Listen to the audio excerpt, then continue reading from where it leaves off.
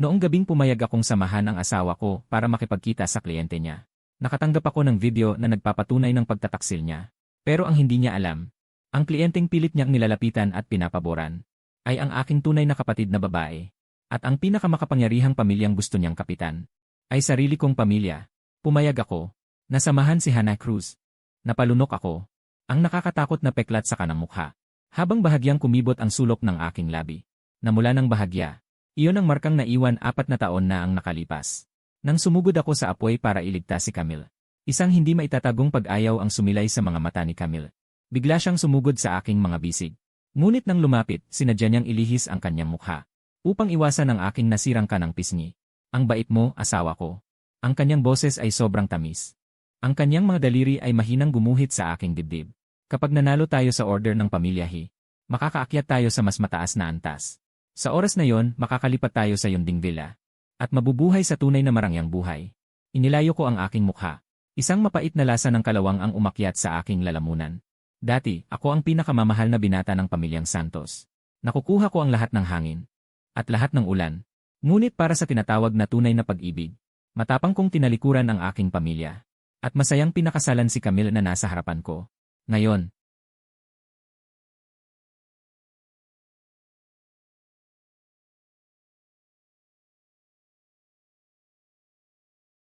ang nasa puso ko ay matinding pagkadismaya lamang. At isang halos manhid na sakit. 10 minuto ang nakalipas. Isang hindi kilalang account ang nagpadala sa akin ng isang video.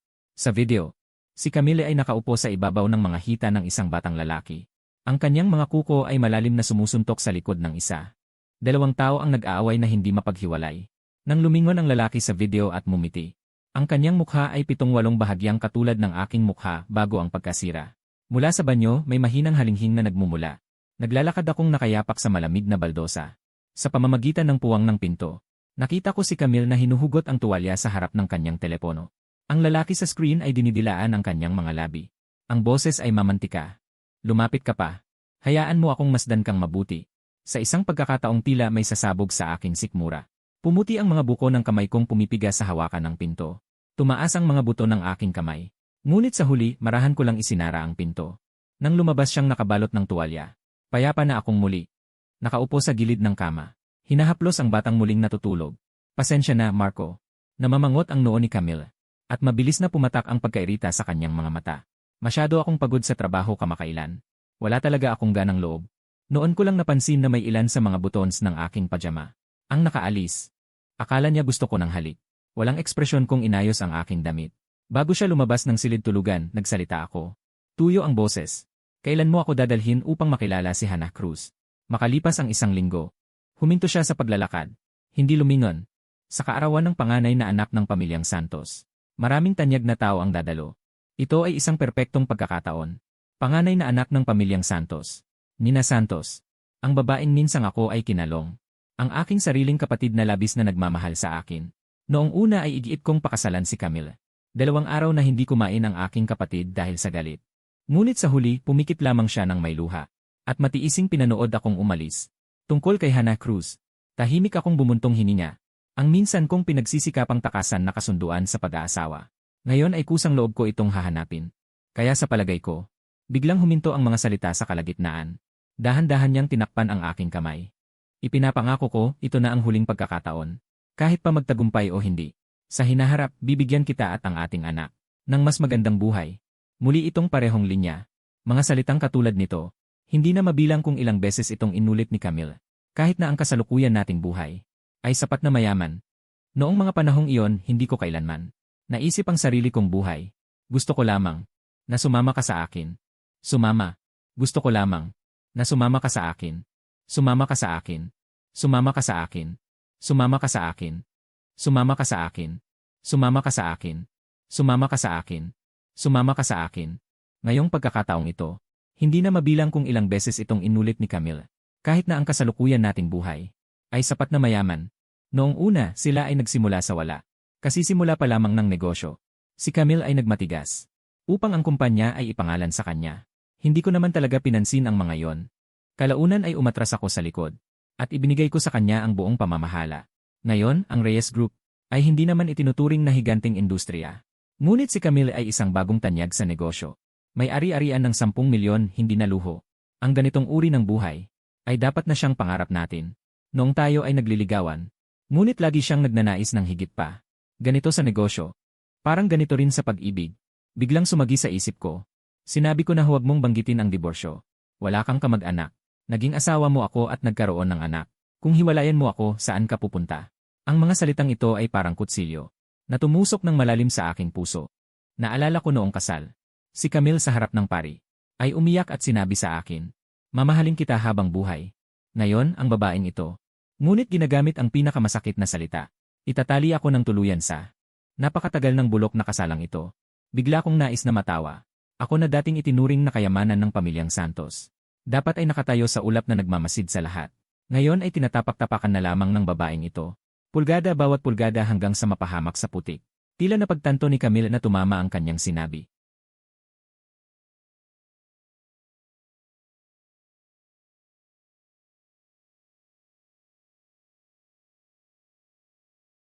Dahil lamang dito, mamahalin kita magpakailanman.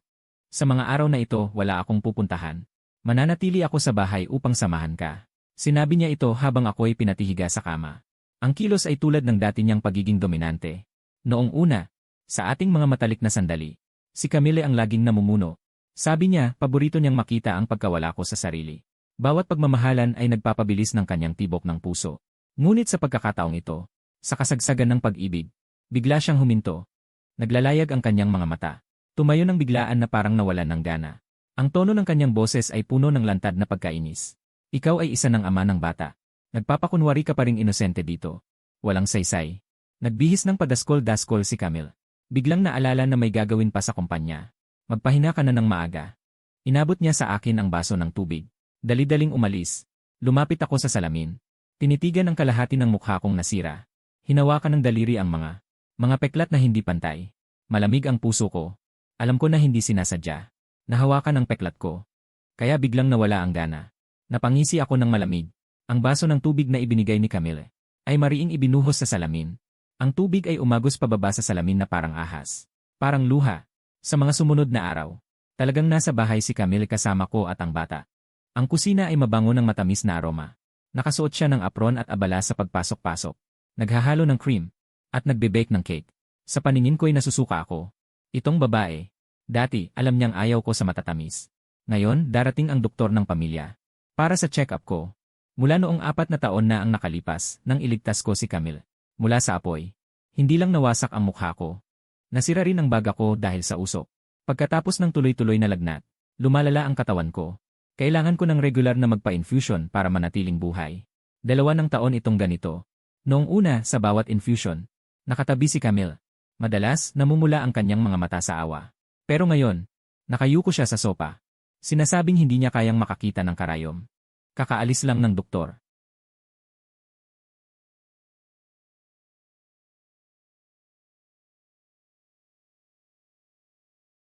Naipit ang tubo ng infusion.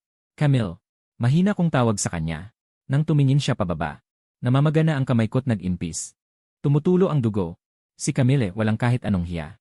Ngumiti lang siya at hinawakan ng ilong. Abay, ang tanga ko. Kasalanan ko, pabaya ko. Tahimik akong ngumiti. Hindi nagsalita. Bigla. Sumigaw ang nakakairitang ring ng cellphone. Bago pa matapos ang kausap sa kabilang linya. Namumutla na si Camille. Hinawakan niya ng mahigpit ang cellphone. Gumagaspang ito sa kanyang kamay. Ano ang lagay? Nanginginig ang kanyang boses. Pupunta na ako ngayon. May emergency sa kumpanya. Hindi man lang naisara ni Camille ang kanyang jacket. Nagmamadaling lumabas. Lumingon siya sa akin ng isang saglit. Magpahinga ka lang sa bahay. Tahimik akong tumango. Ang mga kamay ay mahigpit na nakakuyom sa kalaliman ng gabi. Pagkakasara pa lang ng pinto, agad kong binuksan ang cellphone. Ang ipinadala ni Lucas Mendoza sa hating gabi. Ang friend request ay nasa chat interface pa. Gusto mo bang makipagpusta sa akin? Tingnan natin kung mananatili siya sa tabi mo. O kaya ay lalapit sa akin. Sa sandaling ito, ang bagong post sa Moments ay labis na nakakasakit ng mata. Si Lucas Mendoza na nasa kama ay tumatanggap ng ngi. Si Camille ang tunay na nagmamalasakit sa iyo. Darating siya sa unang pagkakataon. Pagkatapos mag-refresh, ang mensahe ni Camille ay parang matalim na kutsilyo. Huwag mag-alala. Darating na ako. Pagkatapos ay nagpadala si Lucas Mendoza ng mensahe. 3 payak na salita lamang. Talo ka. Nagsimulang nanginginig ang aking mga kamay ng hindi kontrolado. Dahil sa lamig, binunot ko ang ginil. Ang dugo ay dumaloy pababa sa braso. Sa karpet, namumukadkad ang mga madilim na bulaklak. Ako'y nanghina at humabol sa labas. Sumakay ng taxi. Sumunod sa sasakyan ni Camille hanggang sa ospital. Sa pamamagitan ng frosted glass ng silid. Sa wakas ay nakita ko ang mukha ni Lucas Mendoza. Ang bahagyang nakakunot na noo. Ang mga matang may ngiti. Eksaktong katulad noon 4 na taon ang nakalipas. Nangako na hindi nasunog. Si Camille ay may hawak na mangkok ng lugaw.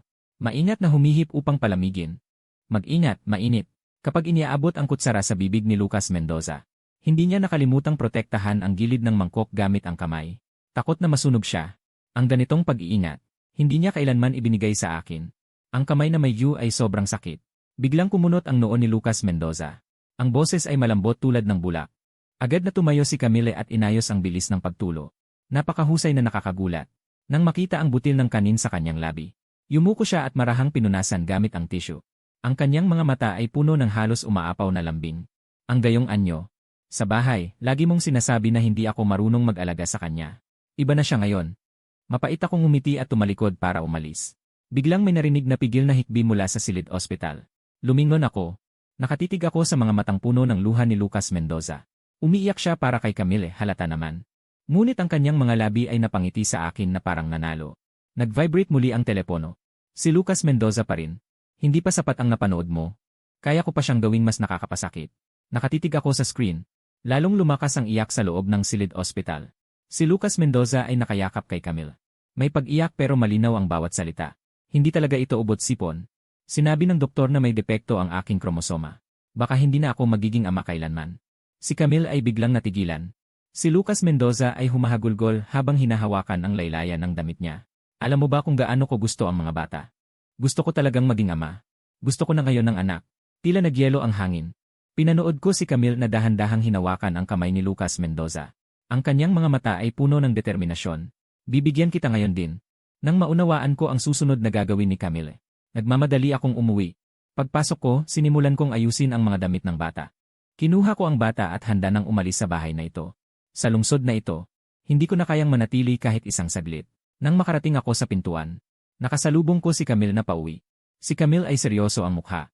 Dahan-dahan siyang lumakad patungo sa sofa at naupo. Kinuha niya ang bote ng red wine. Pinuno ang baso.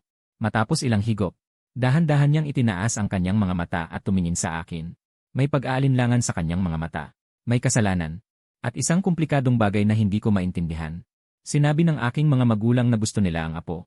Dadalhin ko ang bata sa kanila ng ilang araw. Sa pagkakataong iyon, makapagpahinga ka ng maayos. Nagsisinungaling ka talaga. Kusang loob akong umatras ng kalahating hakbang. Puno ng hindi mapigilang galit at pagkabigo ang boses. Hindi nagmamadali si Camille na sumagot. Mabigat na bumuntong hininga na lamang siya. Pagkatapos ay muling inangat ang baso ng alak. Maliit-maliit na paghigop ng pulang alak. Tuwing nagsisinungaling siya, hindi niya namamalayang. Ginagamit ko ang paraang ito upang itago ang kaguluhan sa loob. 6 na buwan na ang nakalipas. Pagkatapos ng pagmamahalan, niyakap ko siya. Hinawakan ang kanyang kamay at inilapat sa peklat sa aking mukha. Mahinang nagtanong, mahal mo ba ako? Mandidiri ka ba sa akin dahil sa peklat na ito? Noon, sumagot si Camille ng puno ng pagmamahal. Napakalambing na tila pwedeng tumulo ang tubig. Mahal kita. At mahal ko rin ang peklat mong ito. Ngunit nang lumabas ako mula sa banyo, nakita ko sa sulok ng balkonahe. May isang bote ng bagong bukas na pulang alak. Ang kanyang anyong nakaismid na umiinom ng alak ay eksaktong katulad ngayon. Bumaha ang mga alaala na parang alon. Parang may matalim na tusok sa aking dibdib. Hindi ko napigilan ang pamumula ng aking mga mata. Huling beses ko na itong tatanungin sa'yo. Saan mo ba talaga dadalhin ang bata? Sa iyong mga magulang ba? O kay Lucas Mendoza? Nang marinig ang tatlong salitang Lucas Mendoza, nanigas ang buong katawan ni Camille. Agad na nagulo at nawalan ng direksyon ang kanyang mga mata. Hindi niya tinanong kung paano ko nalaman. Sa halip, ibinaba niya ang baso ng alak. Mabilis na lumapit sa akin. Iniunat ang kamay upang kunin ang bata. Baliw! Maaari pa tayong magkaroon ng anak sa susunod. Camille! Hindi ka na makatuwiran. Nagdalit ang aking mga ngipin. Puno ng galit at put. Ngunit natatakot na matakot ang batang nasa aking mga bisig. Kaya't pilit kong binababa ang boses sa galit. Pula ang aking mga mata. Masakit na tinitigan ang babaeng ito sa harap ko. Nahanda kong ibigay ang lahat para sa kanya. Dahil lamang sa ilang salita ni Lucas Mendoza. Ilang patak ng luha. Hindi man lang siya nag-imbestiga. Agawin ang ating anak. Pilit na kinuha ni Camille. Napaiyak ng malakas ang bata dahil sa paghatak ng dalawa. Ang iyak ay nakakasugat ng puso. Sa pagdinig ng iyak ng bata, parang pinupunit ang puso ko sa sakit. Binitawan ko ang kamay. At nahulog ang bata sa mga bisig ni Camille. Yumakap siya sa bata. Tumalikod at aalis na. Napaluhod ako ng malakas sa sahig. Hinawakan ko ng mahigpit ang laylayan ng kanyang palda. Nakikiusap ng kaawa-awa. Pakiusap. Camille, huwag mong dalhin ang bata. Siya ang ating anak. Noong ipinanganak ang bata. Mahina ang katawan niyong mag-ina. Inalagaan ko kayo araw at gabi. Hirap na pinagaling kayo. Paano ka naging ganito kasama? Paos na paos ang iyak ko. Ngunit hindi na apektuhan si Camille. Tuloy pa rin siya sa pag-alis. Nagpasya ako. Tumakbo ako sa balkonahe at binuksan ang bintana. Puno ng luha ang aking mga mata. Camille, kung itataboy mo siya sa pintong ito ngayon, tatalon ako mula rito. Nagsusugal ako ng malaki. Sinusugal kung gaano ako kahalaga. Sa kanyang puso. Noong una, upang mapangasawa ko siya. Ganito rin ako naging desidido. Umakyat ako sa bintana ng aming bahay. Namutla ang mga magulang at kapatid ko sa takot. Ang aming ama na laging mahigpit, ay lumuhod pa sa akin. Nasaktan ngunit sumuko. Ipinapangako ko, anak, pakasalan mo na siya. Pakasalan mo na. Ginamit ko ang aking sariling buhay. At ang dangal ng aking pamilya. Upang makuha ang kasal na ito. Ngayon ay dapat gamitin muli. Ang parehong matinding paraan. Para lamang mapanatili ang kanyang anak. Biglang huminto si Camille. Lumingon siya sa akin. At may kislap ng pag-aalinlangan sa kanyang mga mata. Sa sandaling iyon, pumasok si Lucas Mendoza. Na may mukhang inosente at nagdadalamhati. Araw-araw. Hinawakan ni Lucas Mendoza ang laylayan ng damit ni Camille. Ang maluwag na damit pang may sakit ay nakabitin sa kanyang payat na katawan.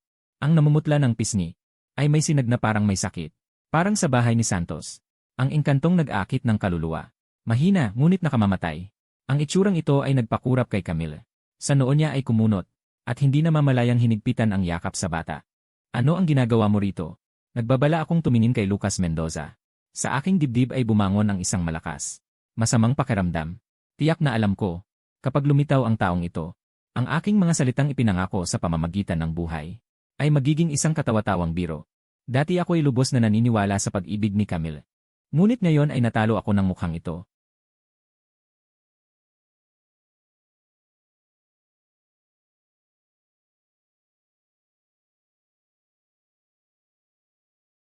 Na ipinasok sa tabi ni Lucas Mendoza.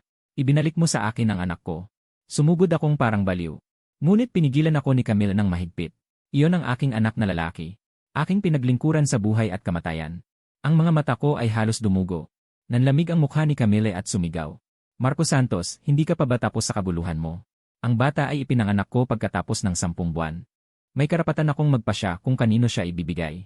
At saka, hindi mo ba narinig na sinabi niya na hindi na siya magkakaanak kailanman? Paano ka naging napakasama ng puso? Nanginginig ako sa galit. Itinaas ko ang aking kamay at sinampal siya ng malakas. Ang putok ay sumabog sa tahimik na silid. Ang hangin ay biglang nagyelo.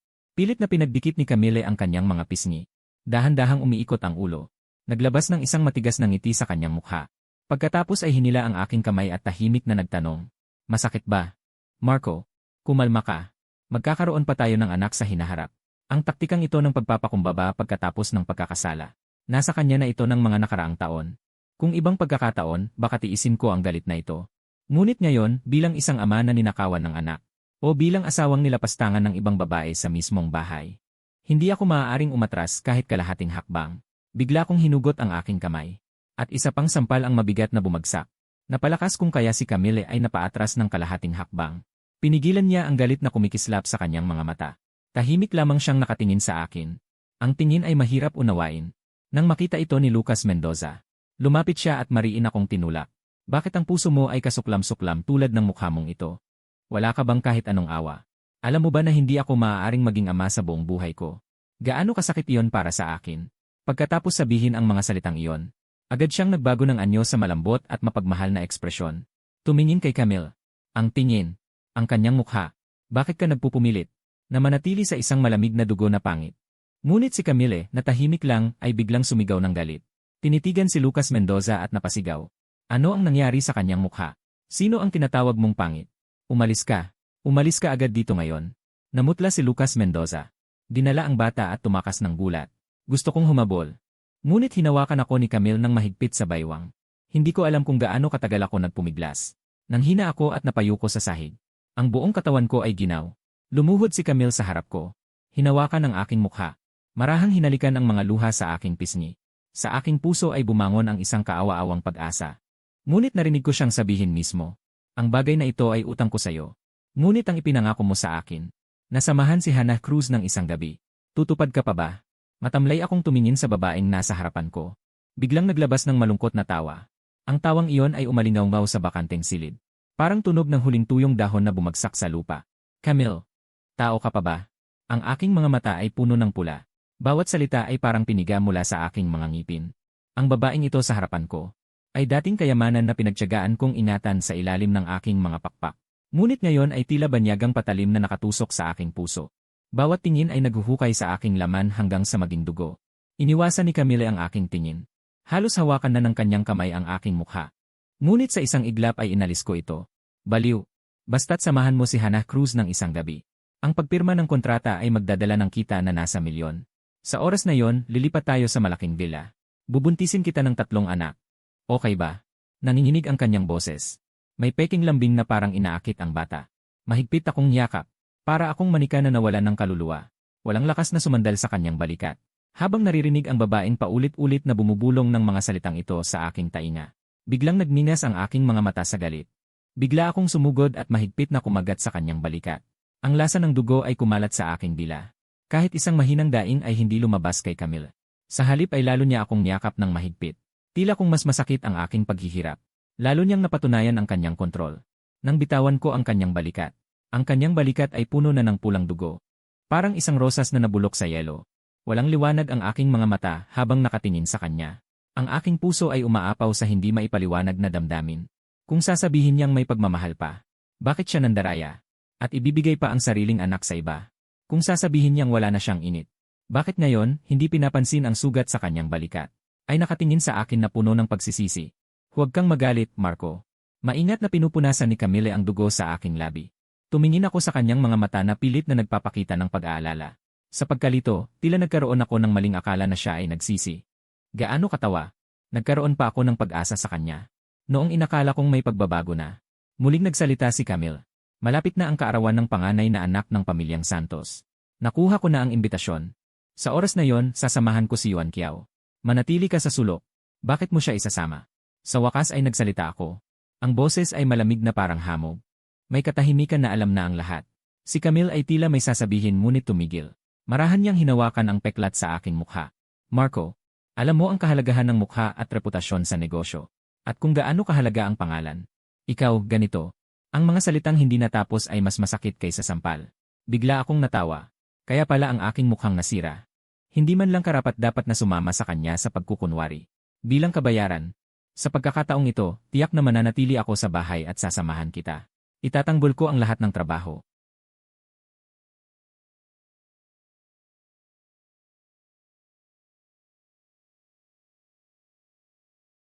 Napakasusuka. Tutulak na sana ako sa kanya. Biglang nag-vibrate ang telepono sa kanyang bulsa. Sabay naming nakita ang tawag. Isang salita lang, Kiao. Hindi na kailangang magsalita pa. Sino ang tumatawag ay malinaw na. Tumingin sa akin si Camille. Tahimik niyang pinatay ang tawag. 5 sunod na tawag. Hindi siya sumagot. Noong ika-6 na tawag.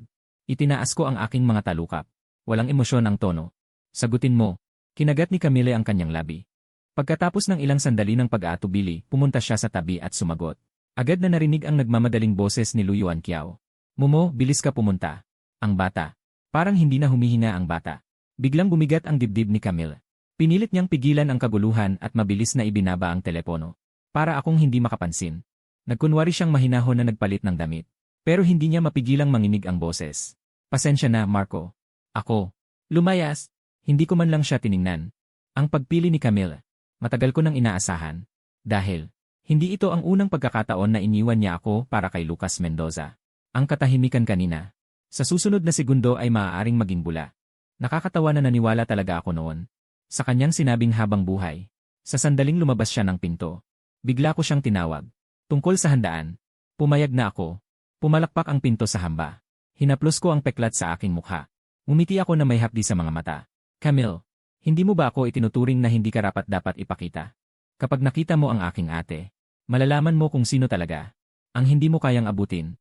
Si Camille ay nag-alab sa galit at pagkabahala. Pagdating sa tirahan ni Lucas Mendoza, nakita niya ang bata na tahimik. Nakahiga sa kama sa kwarto. Mahimbing ang tulog. Samantalang si Lucas Mendoza ay tamad na nakakulong sa sopa. Naglilibang na nagpapaaraw. Lucas Mendoza. Nagliliyab ang galit sa mga mata ni Camille. Nagngangalit ang mga ngipin, sumugod sa kanya. Ginamit ang buhay ng bata bilang dahilan para lokohin ako. Baliw ka ba? Sa daan papunta rito. Nag-flash sa kanyang isipan ang maraming nakakatakot na imahe. Kung may mangyaring masama sa bata, hindi niya mapapatawad ang sarili sa buong buhay niya. Pero ang lalaking nasa harap ay parang walang nangyari. Nakatawa pa siya. Si Lucas Mendoza ay parang walang narinig. Lumapit at biglang niyakap ang tao. Mimi, gusto ko lang makita. Kung talaga bang mahal mo ako. Pumikit siya ng may pag-apoy. Mga matang singkit na may pagkakahawig sa akin. Ang huling tono ay mas malagkit pa sa pusa na nagmamakaawa. Ngayon ay totoo na. Dahil sa ganitong pagkakataon, ay handa kang iwan ang bahay. Ang pangit na yon sa bahay para samahan ako. Hindi na napigilan ni Camille ang galit. Itinulak mo pabalik sa sopa ang taong iyon.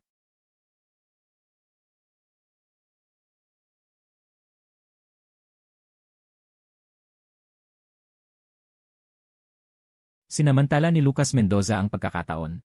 Agad siyang dumikit muli. Yumakap sa balikat ni Camille at nagkunwaring umiyak. Sobrang miss lang kita. Laging epektibo ang ganitong paraan. Bumuntong hininga si Camille. Sa huli ay yayakapin pa rin niya ang kabila. Hinahampas-hampas ang kanyang likod. Sa susunod ay bawal na ito. Narinig mo ba? Dumating na ang kaarawan ni Juan Yanwan. Para sa handaan na ito, talagang pinaghirapan ito ni Camille. Nagpa-customize siya ng mamahaling damit para kay Lucas Mendoza. Ipinakasama siya bilang lalaki niyang kasama. Sa loob ng handaan ay maraming tanyag na tao. Si Camille ay naglalakad sa gitna ng mga tao na may hawak na baso. Nakangiti ng may pambobola. Si Lucas Mendoza ay tila napakasaya rin. Parang siya talaga ay isang mayamang binata. Ako lang ang nakatayo sa sulok. Pinagmamasdan ang lahat ng malamig. Pagkalipas ng ilang sandali, biglang tumahimik ang handaan. Lahat ay nakatitig sa entablado. Si Juan Yanwan na napapaligiran ng marami, ay umakyat sa entablado ng matatag. Ako na dati ay walang ekspresyon. Sa sandaling makita ang kapatid ko, bahagyang nanginginig ang katawan. Pinilit kong pigilan ang sarili na sumigaw ng ate at tumakbo sa entablado. Namumula ang mga mata. Sa titig ko kay Juan Yanwan, puno ng pangungulila at pagkakasala. Ilang taon na kaming hindi nagkita. Lalo pang naging mature at magaling ang kapatid ko. Mukhang lalo siyang pumayat. Nawala na ang kabataan. Sa kanyang mukha ay may dagdag na kapangyarihan at bilis. Ngunit naaalala ko pa ring malinaw. Ang malambing na paraan ng paghaplos ng aking ate sa aking buhok noon. Ang pahayag ni Nina Santos ay maikli ngunit may bigat. Matapos ang maikling pasasalamat, bigla siyang tumigil. Ang kanyang paningin ay nagsimulang maghanap sa mga tao sa ibaba. Saan man ito lumapat, kusang itinuwid ng lahat ang kanilang mga likod. Kahit si Camille ay hindi eksepsyon. Nagmamadali siyang itinuwid ang kanyang likod. Inayos ang kanyang mga hibla ng buhok. Pilit na umiti upang magmukhang magiliw. Hanggang sa dumako ang tingin ni Nina Santos. Sa katauhan ni Lucas Mendoza na nasa kanyang tabi. Sa kalamang ito biglang huminto. Nerbiyosong umiwas ng mukha si Lucas Mendoza. Hindi magawang tumingin ng diretsyo sa entablado. Siya ay talagang kamukha ko. Sa sandaling iyon, kalahati lamang ng kanyang mukha ang nakikita. Ito ay naging dahilan upang mapagkamalan siya ni Nina Santos na ako. Nang makita na handa pa rin ang kanyang kapatid na dumalo sa kanyang kaarawan. Puno ng kasiyahan ang mga mata ni Nina Santos. At ang kanyang boses ay naging mas malambot. Sa wakas, sa magandang araw na ito, bilang ang may kaarawan, ako ay maghahangad. Nawa ang aking kapatid ay laging malusog, mapayapa at masaya. Nang matapos ang mga salitang ito, nagkaroon ng sigawan sa ibaba. Ang pamilyang Santos ay may isang binata pala. Hindi pa ito narinig noon. Mukhang pinoprotektahan siya ng mabuti. At labis na minamahal. Naririnig ang mga bulungan. Si Camille ay unti-unting naging malayo ang isip. Bagaman ang pamilyang Santos at pamilyang He ay magkapantay ang kapangyarihan. Ang mga yaman na hawak ng pamilyang Santos ay higit na kaakit-akit sa kanya. Kung makukuha niya ang koneksyon sa pamilyang Santos, tiyak na aangat ang kanyang karera. May balak siya sa isip. Naglakad siya ng diretsyo dala ang kanyang baso ng alak. Patungo kay Songji na kakakausap lamang niya. Hindi na siya nag-aksaya ng oras sa pakikipagbati. Diretsyo niyang tinanong, Songjay, alam mo ba kung sino ang kapatid ni Ginoong Santos? Bakit hindi ko pa ito narinig dati? Si Songjay ay matagal nang may negosyo. Sa pamilyang Santos. Alam ang lihim na detalye. At medyo humanga kay Camille. Ay nagsabi ng tuwiran. Mayroon nang isang nakababatang kapatid na lalaki. Kung pag-uusapan, parang kamukha ng nasa tabi mo. Medyo magkahawig. Na si Marco Santos. Sa loob ng pribadong silid. Si Hannah Cruz na may amoy ng alak sa kanyang katawan. Tamad na nakasandal sa sofa. Ang kanyang mga mata ay walang emosyong nakatitig. Sa akin na nakatayo sa pintuan. Madilim ang ilaw sa loob. Sa aking paanan ay may isang bilog. Nang mahinang liwanag. Bagamat hindi makita ni Hannah Cruz ang aking mukha, ay nararamdaman naman niya na ang aking kalagayan ay hindi maganda sa sandaling yon. Mga balikat na nakaigting, mga daliri na bahagyang nanginginig. Napunta ang dalawa sa mahabang katahimikan. Makalipas ang ilang sandali, si Hannah Cruz ay nagmamadaling tumayo. Kumuha ng maliit na salamin at nag-retouch ng makeup. Dahan-dahan niyang pinagdikit ang kanyang labi para ayusin ang lipstick. Biglang tumawa ng may paghamak. Nagtanong ako, ang ibig mong sabihin, pinapunta ka ng asawa mo para matulog sa akin? Tumango ako. Tuyo ang boses ko. Mula nang pumasok ako, inamin ko na sa kanya ang lahat. Pati ang pakana ni Camille. Pati ang kahihiyan ko. Pati ang aking kawalan ng pag-asa. Marco Santos. Bagaman may panunuya sa mga salita ni Hannah Cruz, wala naman siyang gaanong paghamak sa tono. Sa halip may bahid ito ng pagkadismaya na parang gusto kang paluin. Bakit mo naisip na ako at si Zyking? Tinanong ko. Bago ko pa man ito itanong, alam ko na ang sagot sa aking puso. Si Hannah Cruz at ako ay lumaking magkasama mula pa sa pagkabata. Sumusunod siya sa akin mula noong bata pa kami. Sumisigaw na kapag lumaki na ay pakakasalan ako. Kung hindi ko nakilala si Camille sa huli, malamang ay pinakasalan ko rin siya. Ngunit lahat ay hindi sumunod sa itinakdang landas ng pag-unlad. Pinakasalan ko si Camille, at ang dating kasama ng kanyang mga kapatid na babae. Si Hannah Cruz na nagyabang na ikakasal bago magnegatibo 24. Hanggang ngayon ay wala pang napakasalan. Naalala ko nang matapos ang kasal ko. Si Hannah Cruz ay nagpadala sa akin ng 16 na mensahe. Bawat isa ay parehong nilalaman. Bakit? Ngunit wala akong isa man na sinagot. Mula noon, sa mga bilog ay kumalat ang balita na si Hannah Cruz ay mahilig sa mga may asawang lalaki. Ngunit alam ko, iyon ay mga lasing na salita lamang niya. Sa hapag ng inuman, may nagtanong sa kanya kung anong uri ng lalaki ang gusto niya. Sabi niya, ang taong gusto ko ay may asawa na. Si Hannah Cruz ay tumawa muli. Hindi niya sinagot ang tanong ko. Tumayo lamang siya at lumakad patungo sa switch. Itinaas ang kamay at binuksan ang ilaw. Ang nakakasilaw na liwanag ay biglang nagliwanag sa buong silid. At nagliwanag din sa aking mukhang puno ng peklat. Nakakapagtanong ng ganyang bagay. Gusto kong makita kung anong ekspresyon mo ngayon. Ang mga di pantay na peklat ay halos kumalat sa buong gilid ng aking mukha. Siya ay mas alam kaysa kaninuman kung gaano ako nagpapahalaga sa aking imahe noon. Kahit isang butlig ay sumisigaw ako ng matagal. Bago lumabas ay tumitingin sa salamin ng kalahating oras. Ang mga hindi natapos na salita ay hindi na niya masabi pa. Ang biglang liwanag ay nagpaangat sa aking kamay upang takpan ang aking mga mata ng di sinasadya. Sinabayan ko ito at iniligaw ang aking mukha. Ayaw kong makita niya akong ganito kakilabot. Si Hannah Cruz ay nanahimik ng matagal. Bigla, siya ay bahagyang bumuntong hininga. Ang boses ay halos hindi marinig. Marco, paano mo ginawa ang iyong sarili na ganito? Nagtinginan kami. Bigla kong naramdaman na parang hubad na hubad. Halimbawa, noong sinabi ko ang totoo kong layunin.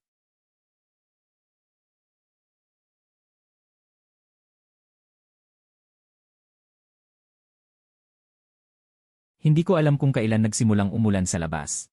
Ang malalaking patak ng ulan ay bumagsak sa aking katawan. Sa isang iglap, basang-basa na ang aking buong katawan. Ang napakalamig na lamig ay pumasok sa bawat kasukasuan. Ngunit ito ay nagpatahimik ng aking puso. Kahit paano ay mas mabuti ito kaysa manatili sa loob ng silid. At harapin si Hannah Cruz na parang may mga matangkayang makakita ng lahat. Hindi pa natatapos ang salo-salo. Nang makarating ako sa pintuan, naririnig ko pa rin ang mahinang tunog na nagmumula sa loob. Ang musika at mga usapan ng mga tao. Nakatingin sa maliwanag na ilaw ng bulwagan. Tahimik akong nagsalita sa aking puso. Paalam, maligayang kaarawan. Pagkatapos sabihin yon, lumingon ako at naglakad patungo sa direksyon ng kalye. Ang daan ay puno ng mga sasakyang nagdaraan.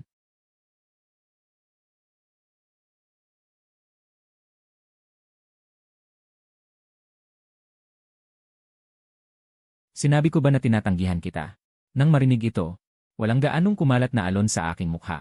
Sapagkat ang aking layunin ay hindi kailanman sumama kay Hannah Cruz sa kama. Pagkuha ng mga benepisyo sa negosyo para kay Camille. Hindi ko masabi kung bakit. Gusto ko lang siyang makita. Siguro pagkatapos ng lahat ng paghihirap sa pamilya Chai.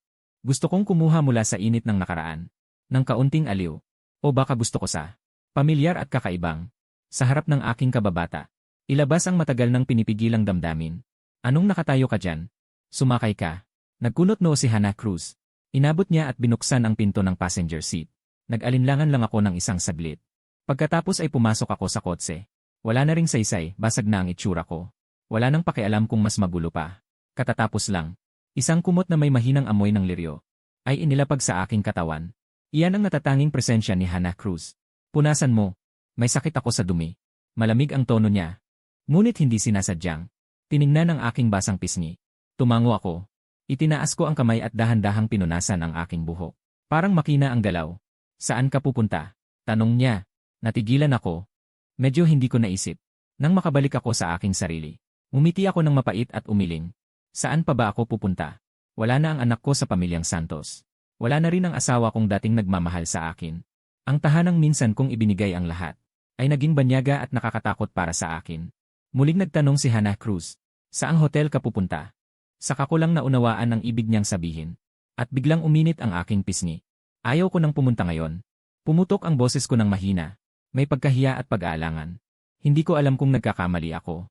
Pagkatapos kong sabihin yon, nakita ko ang mga labi ni Hannah Cruz, na may bahagyang ngiti, na mabilis na nawala. Napakabilis na inakala kong guni-guni lamang. Tumahimik sandali. Sinabi ni Hannah Cruz sa driver na pumunta sa pamilyang Santos. Pagkatapos ay itinaas ang divider. Biglang naging pribado ang likod na bahagi. Hindi na buo ang atmosfera. Iniwasan ko ang kanyang tingin. Nakaramdam ako ng hiya at pag-aalangan. Hindi ko naman sinabing uwi ako.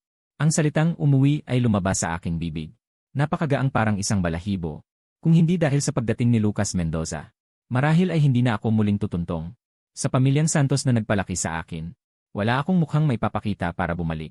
Ang iyong mga magulang ay labis na namimiss ka. Nagkaroon ng masalimuot na tingin si Hannah Cruz sa akin. Mahinang nagsalita. Ang linyang ito ay parang isang malambot na kutsilyo. Biglang nawala ang lahat ng aking depensa. Biglang bumagsak ang luha ng walang babala. Halo sa ulan sa aking mukha. Hindi ko alam kung ulan o luha ito. Hindi na ako tumanggi. Kinakabahan lamang akong pumipisil sa laylayan ng pantalon. Walang tigil na paghinga ng malalim. 4 na taon nang hindi umuwi. Hindi ko kayang hulaan ang ugali ng aking mga magulang ngayon. Mas natatakot akong makita ang kanilang puting buhok sa gilid ng tainga. Mahigit 10 minuto ang lumipas. Ang sasakyan ay huminto ng matatag sa loob ng bakuran ng pamilyang Santos. Bago bumaba ng sasakyan, nagmamadali pa akong nag-ayos ng damit. Kahit alam kong walang silbi. Gusto ko lamang gumawa ng isang bagay. Upang itago ang takot sa loob ko. Sa buong daan ay tahimik. Biglang iniabot ni Hannah Cruz ang kanyang kamay at hinawakan ang aking kamay. Nadama ko ang mainit na haplos. Kahit papaano ay napatahimik ako ng kaunti. Sunod-sunod na bumaba ng sasakyan ang dalawa. Tumingin sa maliwanag na lumang tahanan ng pamilyang Santos. Ang aking luha ay hindi na mapigilan. Sa bakuran, ang puno na itinanim ko noong bata pa ako ngayon, ay naging malago ng parang payong na. Ang swinging seat na aking ibinahagi kay Nina Santos. Kahit na nalinis ng ulan. Ngunit hindi na itatago ang pagkatuyo at pagkabiyak ng lubid. Maliwanag na ang swing na ito ay hindi na nagalaw sa maraming taon. Bawat hakbang patungo sa bulwagan. Ang tibok ng puso ko ay bumibilis ng kaunti. Dumating sa pintuan. Bigla akong hindi nangahas na sumulong. Marahan kong itinulak si Hannah Cruz sa harapan ko. Ako naman ay nagtago sa likuran niya. Parang isang duwag na bata. Hindi nagsalita si Hannah Cruz. Itinulak ang pinto at pumasok. Tio at Tia. Nang makita siya. Sa mga mata ng aking ama at ina ay may kumislap na kalungkutan. Sa loob ng 4 na taon, tuwing nakikita nila si Hannah Cruz, ganyan sila. Kung hindi ko ipinilit na pakasalan si Sinya noong una, marahil sa tuwing darating si Hannah Cruz, nastabi niya dapat ang sarili nating anak. Ikaw itong bata. Ganito na lang kalate, pumarito ka sa ulan. Mabilis, pumasok at umupo. Tumayo ang ina at bumati. Bahaw ang kanyang boses. Nang makita si Hannah Cruz na hindi gumagalaw, sabay-sabay na tumayo ang matandang mag-asawa at tumingin sa kanya. Sumunod na sandali, mula sa likod ni Hannah Cruz ay narinig ang isang tinig na may pagkangos. Halos basag na boses. Itay, inay. Agad na nanigas sa kinatatayuan ng ama at ina. Nakatulala ang kanilang mga mukha. Parang hindi makapaniwala sa kanilang mga mata at tainga. Kasunod noon, ako na may mga luha sa aking mga mata mula sa likuran ni Hannah Cruz. Dahan-dahang lumabas. Lumuhod ng mabigat na may malakas na lagapak. Ang matagal nang pinipigilang iyak ay parang bahang sumira sa pilapil. Biglang bumuhos. Itay, inay, ako na po, bumalik na. Hindi ako naging mabuting anak. Hindi ako naging mabuting anak talaga. Ang ina ang unang nakabawi mula sa pagkabigla. Ang prutas sa kanyang kamay ay nalaglag sa sahig nang marinig ang tinig. Pagkatapos, pasuray-suray siyang lumapit at dumapa sa harap ko. Nanghihina siyang naupo sa lupa. Mahigpit niya akong niyakap sa kanyang mga bisig. Sumigaw siya ng humihingal at halos hindi makapagsalita. Anak ko! Marco! Marco! Sumunod din ang ama ng mabilis. Inangat ang kamay at pinunasan ang luha sa kanyang mga mata. Nanginginig ang kanyang mga labi. Hindi makapagsalita ng kahit isang salita.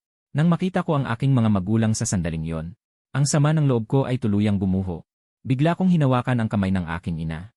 Ang aking boses ay puno ng pagmamadali at takot. Inay, iligtas ang bata. Ang aking anak ay inagaw. Ang iyong anak? Ang mga mata ng ina ay biglang lumiit sa gulat. Halos mahulog ang kanyang panga.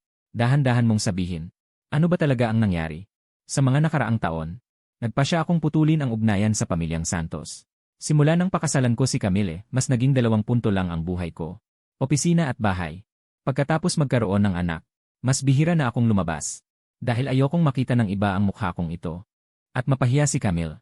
Hindi man lang alam ng aking mga magulang na ang kanilang pinakamamahal na anak ay may asawa na. Isinalaysay ko ng maikli sa aking mga magulang ang mga nangyari sa akin nitong mga nakaraang taon.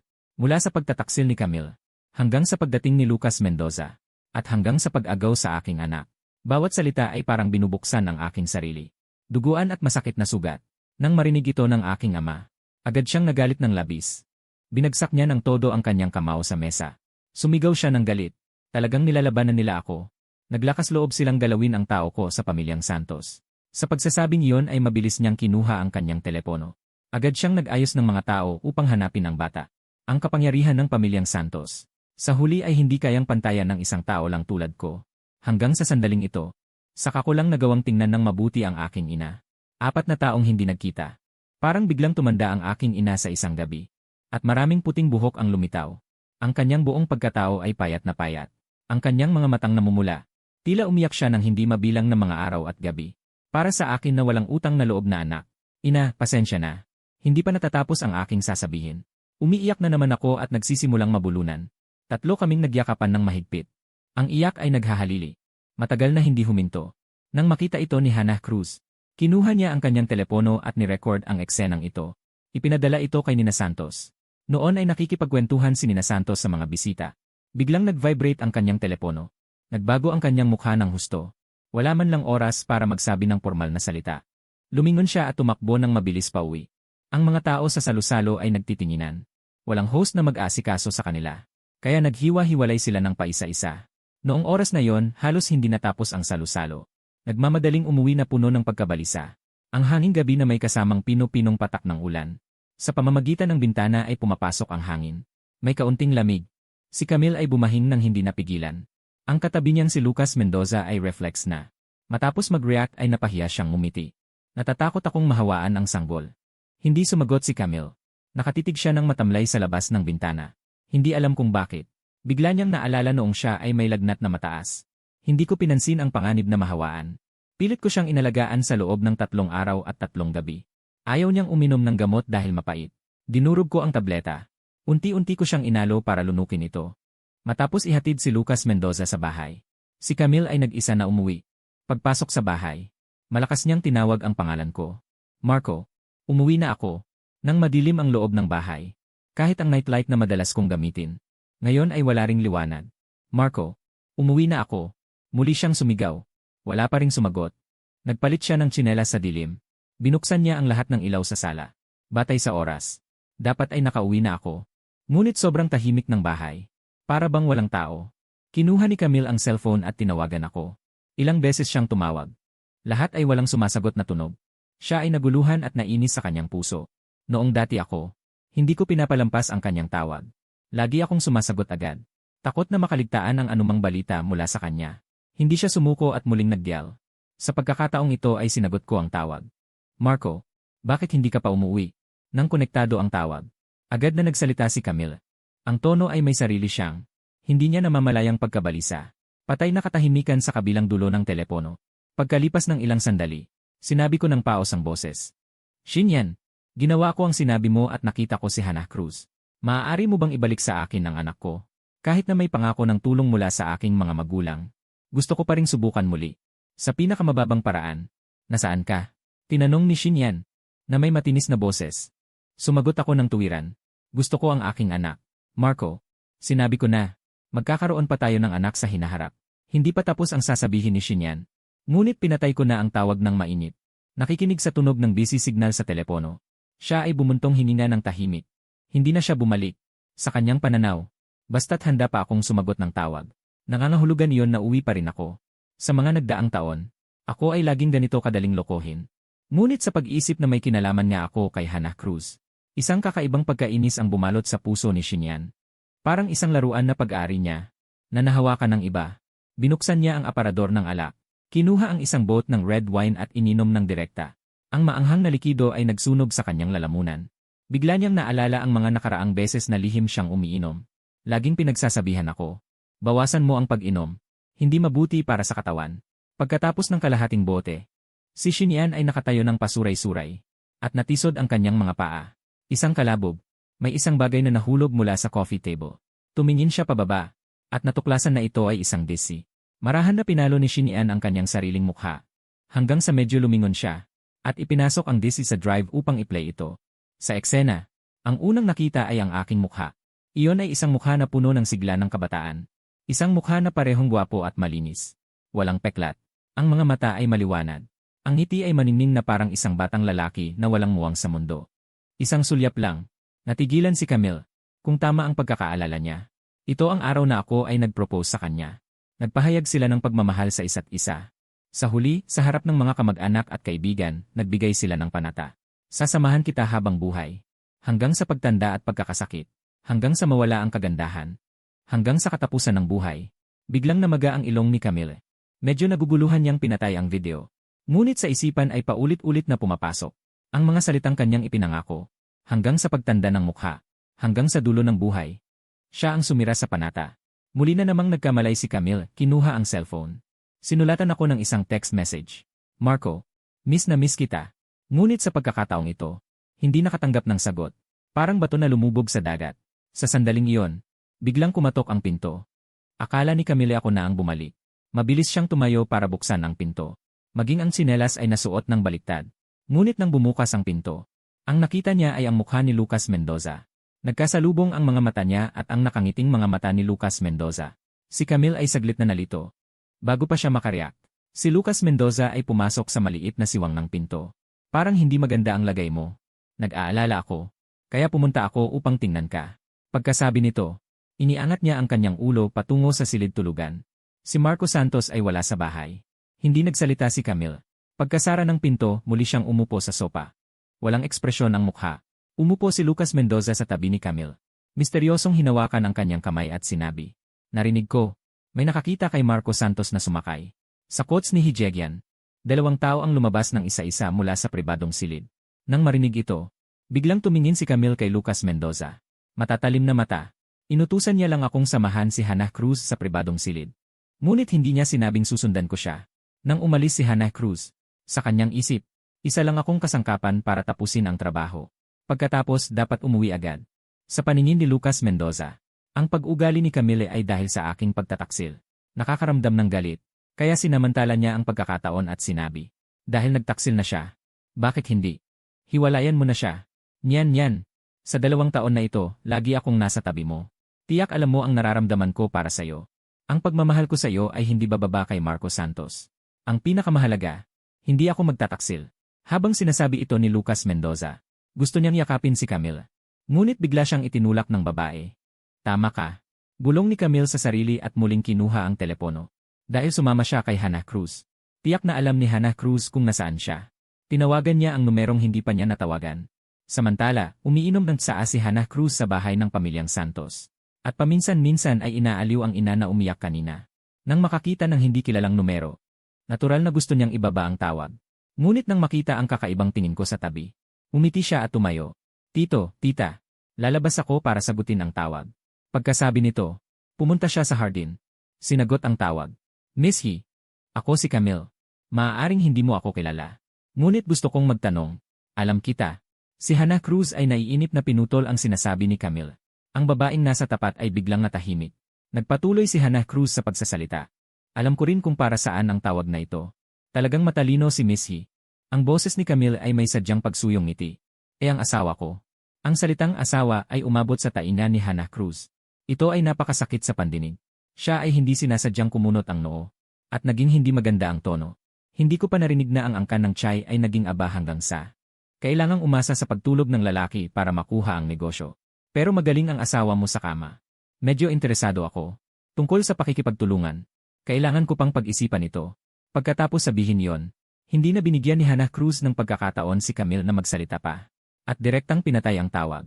Hindi niya ibinunyag ang aking pagkakakilanlan. Dahil iginagalang niya ako. Ang ilang bagay ay mas mabuti pang ako na mismo ang magsabi. Naririnig ang busy tone sa telepono. Buwisit na inihagis ni Camille ang cellphone sa sofa. Ano ang ibig sabihin ni Hannah Cruz? Hanggang saan na ang relasyon nila ni Marco? Sabay tatayo siya. Matapos marinig ang sinabi ni Hannah Cruz. Ang mahalaga sa kanya ay hindi itong negosyo, kundi ang aking kaligtasan. Ngunit nang siya ay tumayo, siya ay pinabalik ni Lucas Mendoza. Mimi, ano ang gagawin mo? Hahanapin mo siya at ibabalik. At ako? Ano ako? Ang luha na gumulong sa sulok ng mata ni Lucas Mendoza. Naging tahimik bigla si Camille. Tumingin siya sa mukhang ito sa harap niya. Nakatulad ng minamahal niyang si Marco Santos sa alaala. Napakapareho ng mukha. At naalala ang peklat sa mukha ko ngayon. Pangit. Nakakatakot. Tuwing nakikita niya ito, nanlalamig ang kanyang puso. Sa huli, umupo na lang siya pabalik. Pagkatapos ng tawag, hindi agad pumasok si Hannah Cruz sa kwarto. Sa halip, tumayo siya sa patio. At tumingin sa malayo, parang may hinahanap. Ang langit pagkatapos ng ulan ay napakalinaw.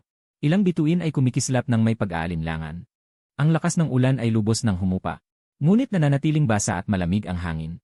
Pagkaraan ng ilang sandali, nagdadala ako ng isang jacket papunta sa kanya. Iniabot ko ang damit sa kanya. Nag-alala siyang sabi, malamig sa labas. Bakit hindi ka pumasok sa loob? Kinuha ni Hannah Cruz ang jacket. Ngunit hindi sumagot sa aking tanong.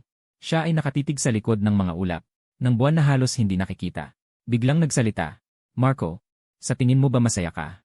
Bahagyang nanginig ang aking mga pilik mata. Kung babalik ang panahon ilang buwan ang nakalipas, maaaring walang pag-aatubili kong sasabihin na ako ay masaya, may asawa at anak, masaganang pamumuhay. Ano pa ba ang kulang? Ngunit ngayon, parang may nakabara sa lalamunan ang dalawang salitang iyon. Matagal. Ngumiti lang ako ng bahagya. Punang pait ang ngiting iyon.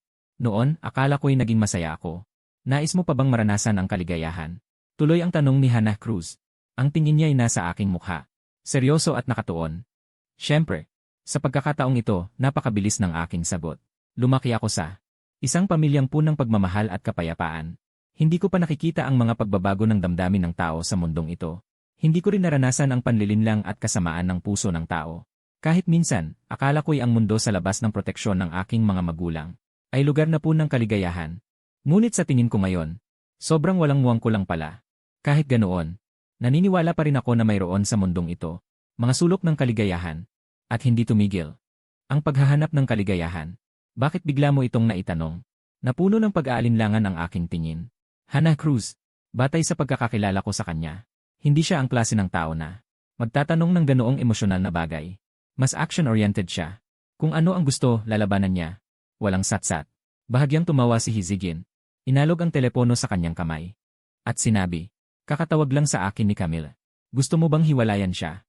Ang dami mong tanong ngayon. At lahat ay kakaiba. Kahit na ganito ang sinabi ko, ay nagbigay pa rin ako ng tugon. Sobrang gusto ko nang hiwalayan siya. Sa bawat gabi nang hindi pag-uwi ni Camille magdamag. Sa bawat sandaling ako ay tumatanggap ng mga hindi kilalang larawan at video. Sa sandaling nagkunwari si Camille, nang hindi sinasadya. Ang sandali ng pag-iwas niya sa peklat sa aking mukha. At ang pagpapadala niya ng bata palayo. Itulak ako kay Hannah Cruz. Sa sandaling mahawakan ko siya. Gustong-gusto ko nang tapusin ang kasal na ito. Ang kasal na ito ay matagal nang wala ng saysay. Isang relasyong nakasasakal sa akin. Nang marinig ang aking sagot, biglang nagpakita ng ngiti si Hannah Cruz. Ipinakita ang kanyang magagandang ngipin. Sa pagitan ng kanyang mga kilay ang taglay na dignidad at ang pagiging malayo ay tila agad na nawala. Kasunod noon, mula sa labas ng bakuran ay narinig ang ilang busina ng sasakyan. Isang grupo ng mga tao mula sa pamilya He ay sunod-sunod na bumaba mula sa sasakyan. Nagsimulang mag-akyat ng mga kahon sa loob ng bakuran. Nagbubuhat ng mga gamit, mga mamahaling bagay, mga antigo at mga sulat kamay na pintura, mga alahas at hiyas. Napakarami at nakasisilaw. Ang ama at ina sa loob ng bahay. Si Ginang Santos at si Nina Santos ay naakit din ng ingay.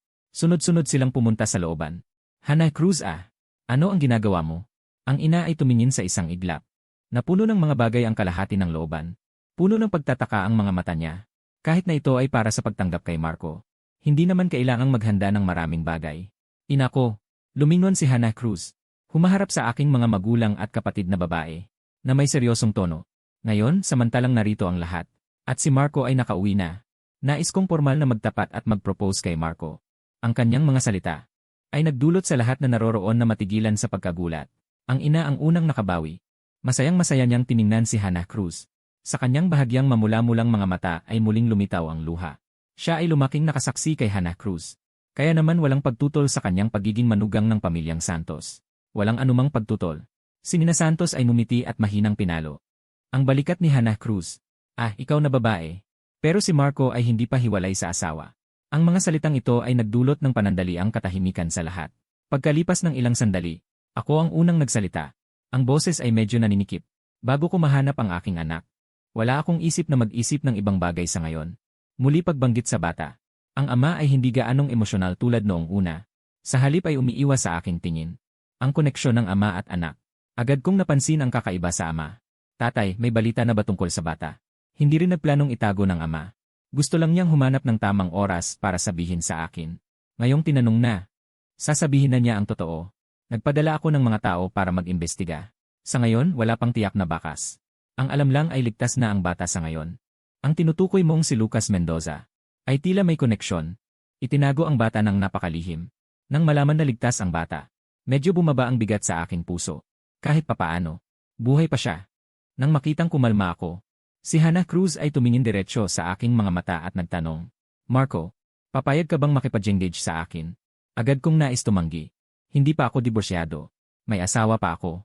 Hindi ito patas para kay Hannah Cruz. Subalit nang makita ko ang aking magiging mga magulang, ang aking ate na hindi mapigilang mapangiti, at ang seryoso at matatag na ningning sa mga mata ni Hannah Cruz. Sa sandaling ito, para bang nahawakan ko ang kaligayahan na lagi kong hinahanap. Simple at dalisay. Ako ay pinili ng may katatagan. Nang makitang hindi ako tumanggi, si Hannah Cruz ay agad na naglabas. Ang bank card at kontrata na inihanda na. Iniabot sa akin. Ang card na ito ay may 50 milyon. Ito ang aking regalo sa pakikipag-engage. At itong kontrata. Marco, basta pumirma ka rito.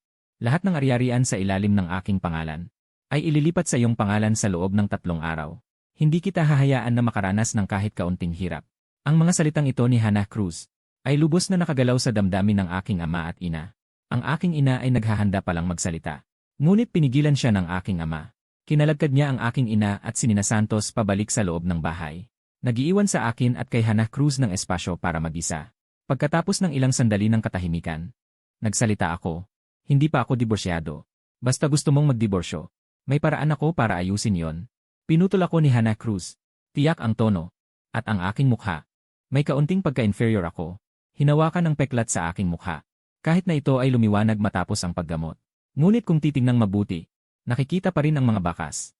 Malinaw kong naalala na minsang sinabi ni Camille na ang mga tao sa mundo ng negosyo, ang itsura ng asawang lalaki ay isa rin sa mga mukha ng asawang babae.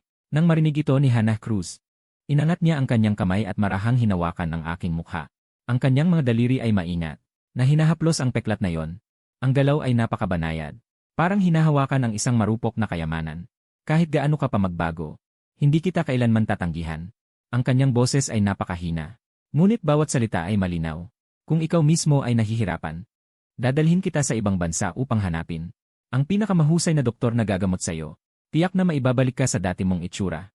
Nakatulala akong tumingin kay Hannah Cruz. Hindi ko maiwasang makaramdam ng pag-umapaw sa aking mga mata.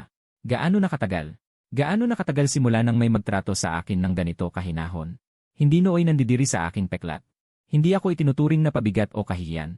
Samantala, sa banyo ng villa ng pamilya Shi ay puno ng singaw. Si Lucas Mendoza ay naliligo sa banyo. Ang tunog ng umaagos na tubig ay nagdulot ng hindi maipaliwanag na pagkabalisa sa puso ni Camille. Bigla, umiilaw ang screen ng computer. Isang email mula sa kanyang katulong. Agad itong binuksan ni Camille upang tingnan. Ang email ay naglalaman ng lahat ng impormasyon tungkol sa akin. Mula sa sertipiko ng kapanganakan, hanggang sa talaangkanan ng pamilyang Santos, hanggang sa mga larawan ko noong bata pa ako. Karanasan sa pag-aaral. Kumpleto ang lahat. Ang kanyang kamay na may hawak na mouse ay hindi mapigilang manginig. Isa-isang pahina ang kanyang binabasa. Sa wakas ay walang lakas na bumagsak sa sopa. Ang kanyang mukha ay puti na parang papel. Sa totoo lang, ako nga pala ang hindi pa kailanman nagpakita sa publiko na maliit na ginoo ng pamilyang Santos. Yaong angkan na kanyang pinagsumikapan. Na makuha ang loob. Ito pala ay pamilya ng kanyang asawa. At siya, upang makiangkop sa mayayaman at makapangyarihan, ipinadala ang kanyang asawa sa kama ng ibang babae. Napakalaking katarantaduhan. Napakalaking katawa-tawa. Matapos malaman ang katotohanan, itinaas ni Camille ang kanyang kamay. Marahas na sa kanyang sariling mukha. 2 beses na sampal. Isang matinis na tunog. Umaalinggaw sa walang laman na sala.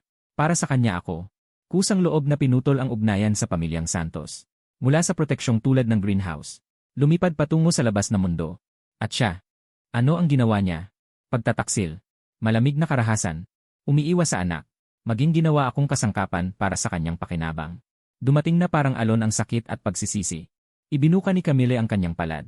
Mahigpit na hinimas ang kanyang mukha, hanggang sa mamaga at mamula ang kanyang mga mata. Nag-init ang balat, saka dahan-dahang huminto sa paggalaw. Bigla ring tumigil ang tunog ng tubig sa banyo. Pagkalipas ng ilang sandali, si Lucas Mendoza na nakabalot ng bathrobe ay lumabas mula sa banyo. Nang makita ang itsura ni Camille ay napatigil siya saglit. Pagkatapos ay lumapit sa kanyang tabi. At nagtanong, anong nangyari? Nang makita na hindi siya pinapansin ni Camille, tumingin siya sa naka-on na screen ng computer. Tanging sa screen, maliwanag na nakikita ang aking impormasyon. Bunsong ginoo ng pamilyang Santos. Nakatagong tagapagmana ng Santos Group. Nakapagtagal ng 2 taon sa tabi ni Camille. Si Lucas Mendoza ay hindi naman bobo. Sa isang iglap, naunawaan niya ang lahat. Ang pagkataranta ni Camille, ang kanyang kayabangan, ang kanyang pagkawala ng ulirat ngayon. Dahil lahat ng ito ay natuklasan niya ang aking tunay na pagkatao. Huwag kang mag-alala, Mini. Si Lucas Mendoza ay yumuko para yakapin si Camille. Ang boses ay may sadyang pagiging malambing. Wala na si Marco Santos. Makakapamuhay pa rin tayo ng maganda. Hindi ba? Sasamahan kita palagi. Hindi pa siya tapos magsalita. Bigla siyang itinulak ni Camille palayo. Napaatras ng ilang hakbang si Lucas Mendoza. Sa sandaling ito, ang mukha ni Lucas Mendoza, tila nawala na ang dating hatak nito kay Camille. Maging kasuklam-suklam na ito para sa kanya. Tungkol sa pagkakakilala niya kay Lucas Mendoza. Para itong isang kahangalang biro. Noong kakapanganak pa lang ni Camille. Kakapangit pa lang ng aking mukha. Nasa panahon ng pagkalumbay at pagkababa. Hindi maglakas loob na tumingin sa salamin. Hindi lumabas ng bahay. Maging ang yakapin ng bata ay hindi magawa. Dahil takot na takutin siya. Para mabigyan ako at ang bata ng mas mabuting buhay. Matapos gumaling si Camille.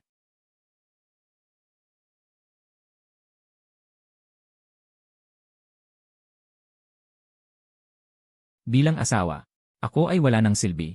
Ngunit hindi nasisiyahan si Camille. Siya ay patuloy na nagtatrabaho araw-araw sa labas. Maagang umaalis, gabi na umuwi. Maging hindi umuwi magdamag. Hanggang isang araw. Tinawag ko si Camille na paalis na. Mumu, paos ang boses ko.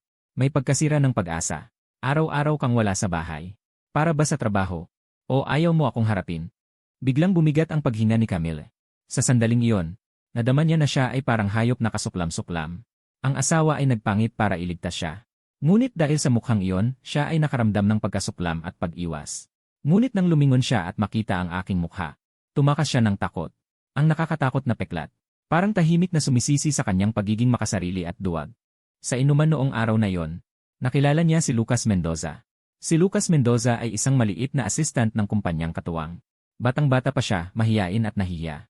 Nang magbuhos siya ng alak para sa kanya, ang hindi sinasadyang pamumula ng kanyang tainga, ay hindi mapigilan ni Camille, na maalala ang kanyang unang pag-ibig. Naalala noong panahong malinis at guwapo. Si Marco Santos na may maliwanag ng ngiti. Kaya't nakipag-away siya sa kliyenteng handa ng pumirma. Para lamang mapalitan si Lucas Mendoza. Isang kahalili na gaya ng dati kong sarili.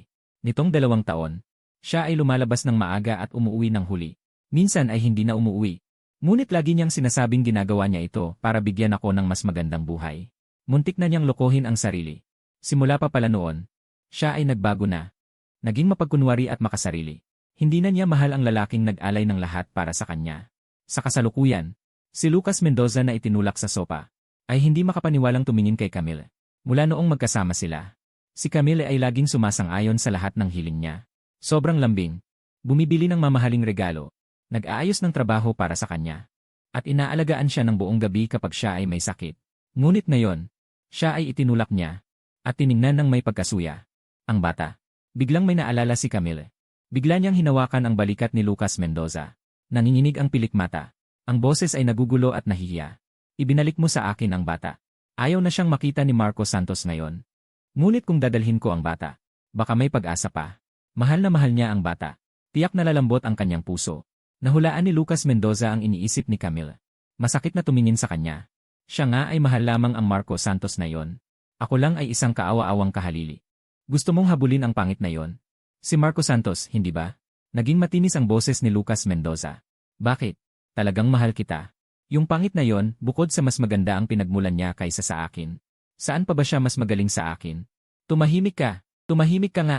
Sumigaw si Chinin ng malakas. At nagpatuloy siya. Ibalik mo sa akin ang anak ko. Ang anak namin ni Marco. Chinin, sinabi mo na mamahalin mo ako magpakailanman. Ngayon, mahal mo na naman si Marco Santos, tama ba? Naging matalas din ang tono ni Lucas Mendoza. Ang kanyang batang mukha dahil sa galit ay lubhang nabaluktot. Siya ay bata pa talaga. Mga nasa 20 taong gulang. Madali siyang naniwala. Sa pangako ni Chinin na siya lang ang mamahalin habang buhay. Natural na hindi niya matanggap ang pag-ibig na ito. Nabiglang nawalan ang walang babala. Lalo na't para kay Chinin. Ay marami na siyang isinakripisyo. Magsalita ka. Sabihin mo na. Hinawakan ni Lucas Mendoza ang mga balikat ni Chinin. At inalog ng malakas. Ang malapad at maluwag na tuwalya ay nahulog sa pagkilos na nagpapakita ng kalahating hubad na katawan. Ang katawan na ito na dati ay gustong-gusto ni Chinin. Ngunit ngayon ayaw na niyang tingnan man lang. At nasusuka pa siya. Siya lang ang mahal ko. Unti-unting nawawasak ang damdamin ni Chinin. Nagsilabasan ng luha. Hindi niya itinanggi na mahal niya si Marco Santos. Sa mukha lamang nakatulad ni Marco Santos. Naligaw ang tunay na pagkatao. Nakalimutan ang orihinal na damdamin. Niloko mo ako. Ang mga mata ni Lucas Mendoza.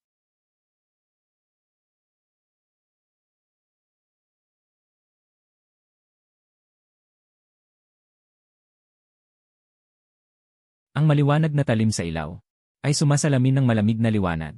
Naiintindihan ko na. Ang mga mata ni Lucas Mendoza ay nasa bingit ng pagkabaliw. Bumulot siya ng isang nakakatakot na ngiti.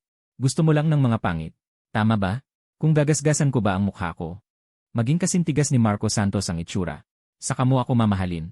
Ang matalim na liwanag ng talim ay sumasalamin. Dahil dito ay lalong naging kahindik-hindik ang kanyang mukha. Nang makita ni Lucas Mendoza na sasaktan niya ang sariling mukha, kusang sumugod si Camille upang hadlangan. Sapagkat ang mukhang ito dati dahilan ng kanyang pagkahumaling. Ngunit sa pag-isip, ngayon ay dapat pang maghanap ng paraan para makita ako. Upang maayos ang lahat. Nang makitang hindi pinapansin ni Camille ang kanyang ginagawa. At malamig pa ang tingin. Lubos nang nawalan ng pag-asa si Lucas Mendoza. Ipinikit niya ang kanyang mga mata. Itinaas ang punyal na hawak. At saka marahas na pinaladlad sa sariling mukha. Ang kilos ay tiyak. Walang bahid ng pag-aalinlangan. Ang matinding sakit ay nagdulot kay Lucas Mendoza. Nang isang nakabibinging hiyaw. Biglang bumulwak ang dugo. Dumaloy pababa sa kanyang maputlang pisngi. Lubos na nagulat si Camille. Hindi niya inaasahang magiging ganito kalupit si Lucas Mendoza. Upang siya'y manatili sa kanya. Hindi nag-atubiling sirain ang sariling pinakamahalagang mukha. Sa gitna ng nakakasilaw na dugo, ang mukhang puno ng paghihirap ni Lucas Mendoza ay patuloy na lumaki sa paningin ni Camille. Sa sandaling iyon, tila biglang naalala ni Camille. Noong malaking sunog, ang mga matang puno ng pagkalito at sakit ko. Noong nilalamon ng apoy, tiyak na labis din siyang nasaktan. Ngunit mahigpit niya akong iningatan. Ginamit ang kanyang katawan upang hadlangan lahat ng pinsala. At ang ekspresyon ni Lucas Mendoza sa sandaling iyon ay eksaktong kapareho. Lahat ay para sa akin. Sinira ang sarili. Muling lumambot ang kanyang puso. Yuan Kiao. Yuan Kiao. Agad na sumugod si Camille. Niyakap ng mahigpit si Lucas Mendoza.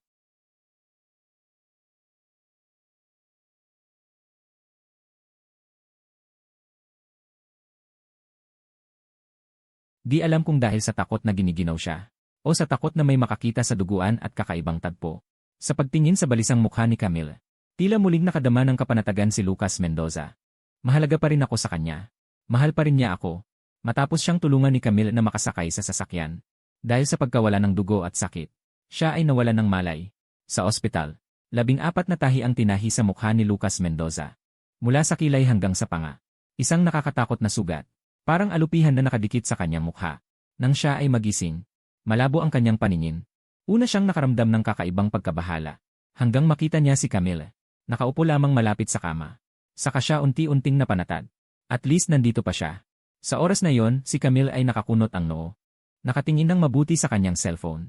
Puno ng pagtataka ang kanyang mga mata. Ngunit may bahagyang saya rin. Para bang may nakita siyang mahalagang balita.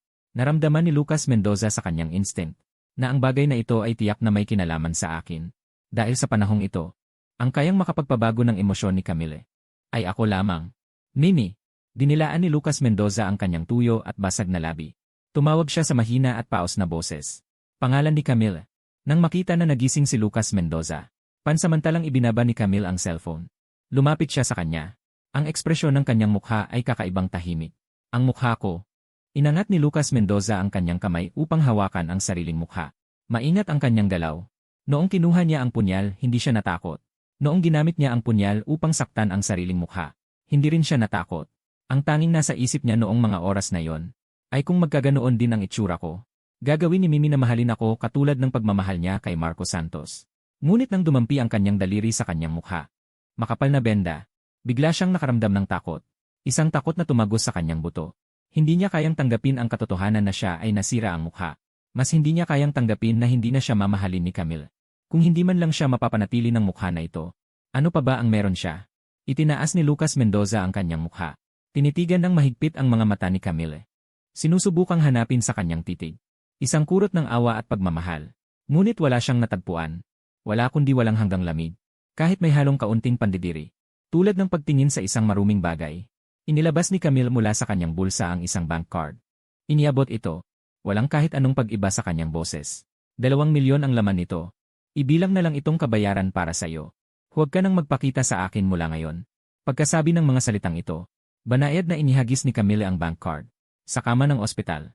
Hindi na muling tumingin kay Lucas Mendoza. Lumingon at naghandang umalis. Mabilis at walang pag-atubili. Parang nagtatapo ng basura. Mumu, hindi huwag kang umalis. Nang maunawaan, inihagis ni Lucas Mendoza ang kumot. Bumaba siya ng kama na nakayapa. Tumakbo patungo sa pinto. Gustong pigilan si Camille. Hinugot niya ng malakas ang tubo ng A. Biglang lumabas ang karayom mula sa kanyang likod ng kamay. Agad na nagsimulang umagos ang dugo. Namula ang gasa. Bakit? Nakahiga nang nakadapa si Lucas Mendoza sa sahig. Nakatingin sa likuran ni Camille. Pumantig ang kanyang boses. Puno ng kawalan ng pag-asa ang kanyang puso. Sinira ko na ang mukha ko para sa iyo. Naging katulad ng pangit na yon. Iiwan mo pa rin ako. Noong mga gabing sila ay magkasamang nagmahalan. Talagang naniwala siya na si Camille ay mamahalin siya magpakailanman. Kahit alam niya na ang pagmamahal ng isang tao ay maaaring dumating at mawala ng mabilis. Tulad ng ginawa ni Camille sa akin. Ngunit palagi niyang inakala na siya ang magiging eksepsyon. Dahil napaka-kompatible nila. Ganoon tayo nagmamahalan. Ang matinding ingay sa likod ni Camille ay humadlang sa kanyang mga hakbang. Lumingon siya kay Lucas Mendoza at nakita ang dugo sa kanyang kamay. Natambis na ang pagkakalat na namula ang malaking bahagi ng sahig. Nakabibingi ang tanawin. Bihira mangyari. Lumapit siya kay Lucas Mendoza upang magpaliwanag. Ang tono ay tahimik na parang nakikipag-usap sa isang negosyo. Nalaman na ng mga tauhan ko ang balita tungkol kay Marco. Kailangan ko na siyang hanapin ngayon. Kunin mo ang perang ito. At mamuhay ka ng sarili mong buhay.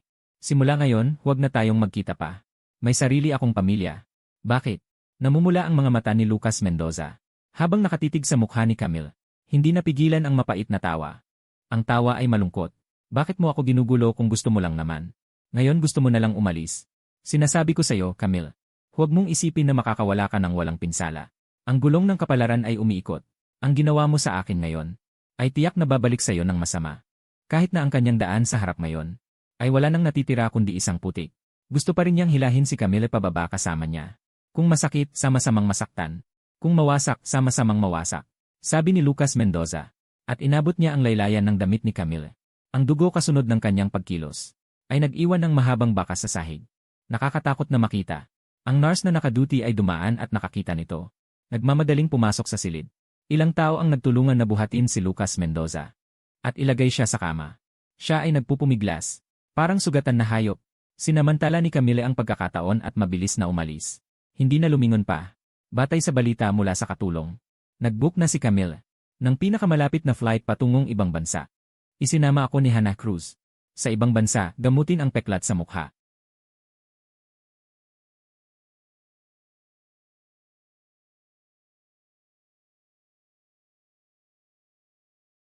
Paulit-ulit na lumilitaw ang imahe ng aking pagbabago ng isip. Nang muling pagsasama naming dalawa, kami ay may anak na. Isang masayang pamilya na magkasama. Tulad ng dati. Pagdating sa destinasyon, agad akong pinadalhan ni Camille ng mensahe. Marco, susunduin kita pauwi. Ang mga daliri ni Camille sa screen. Mabilis na nagtitipa. Sa loob ng chatting kahon namin. Sa paligid, puro siya. Mga mensaheng ipinadala niya ng mag-isa. Walang kahit isa na nakatanggap ng tugon. Ang linyang ito ay walang pinagkaiba. Dati, ako lagi ang nagpapadala sa kanya ng mensahe. Pinapayuhan ko siyang uminom ng kaunti. Umuwi ng maaga. Minsan, nagsasabi rin ako ng ilang salita. Mga salitang nangungulila sa kanya. Lagi siyang sumasagot ng pabaya.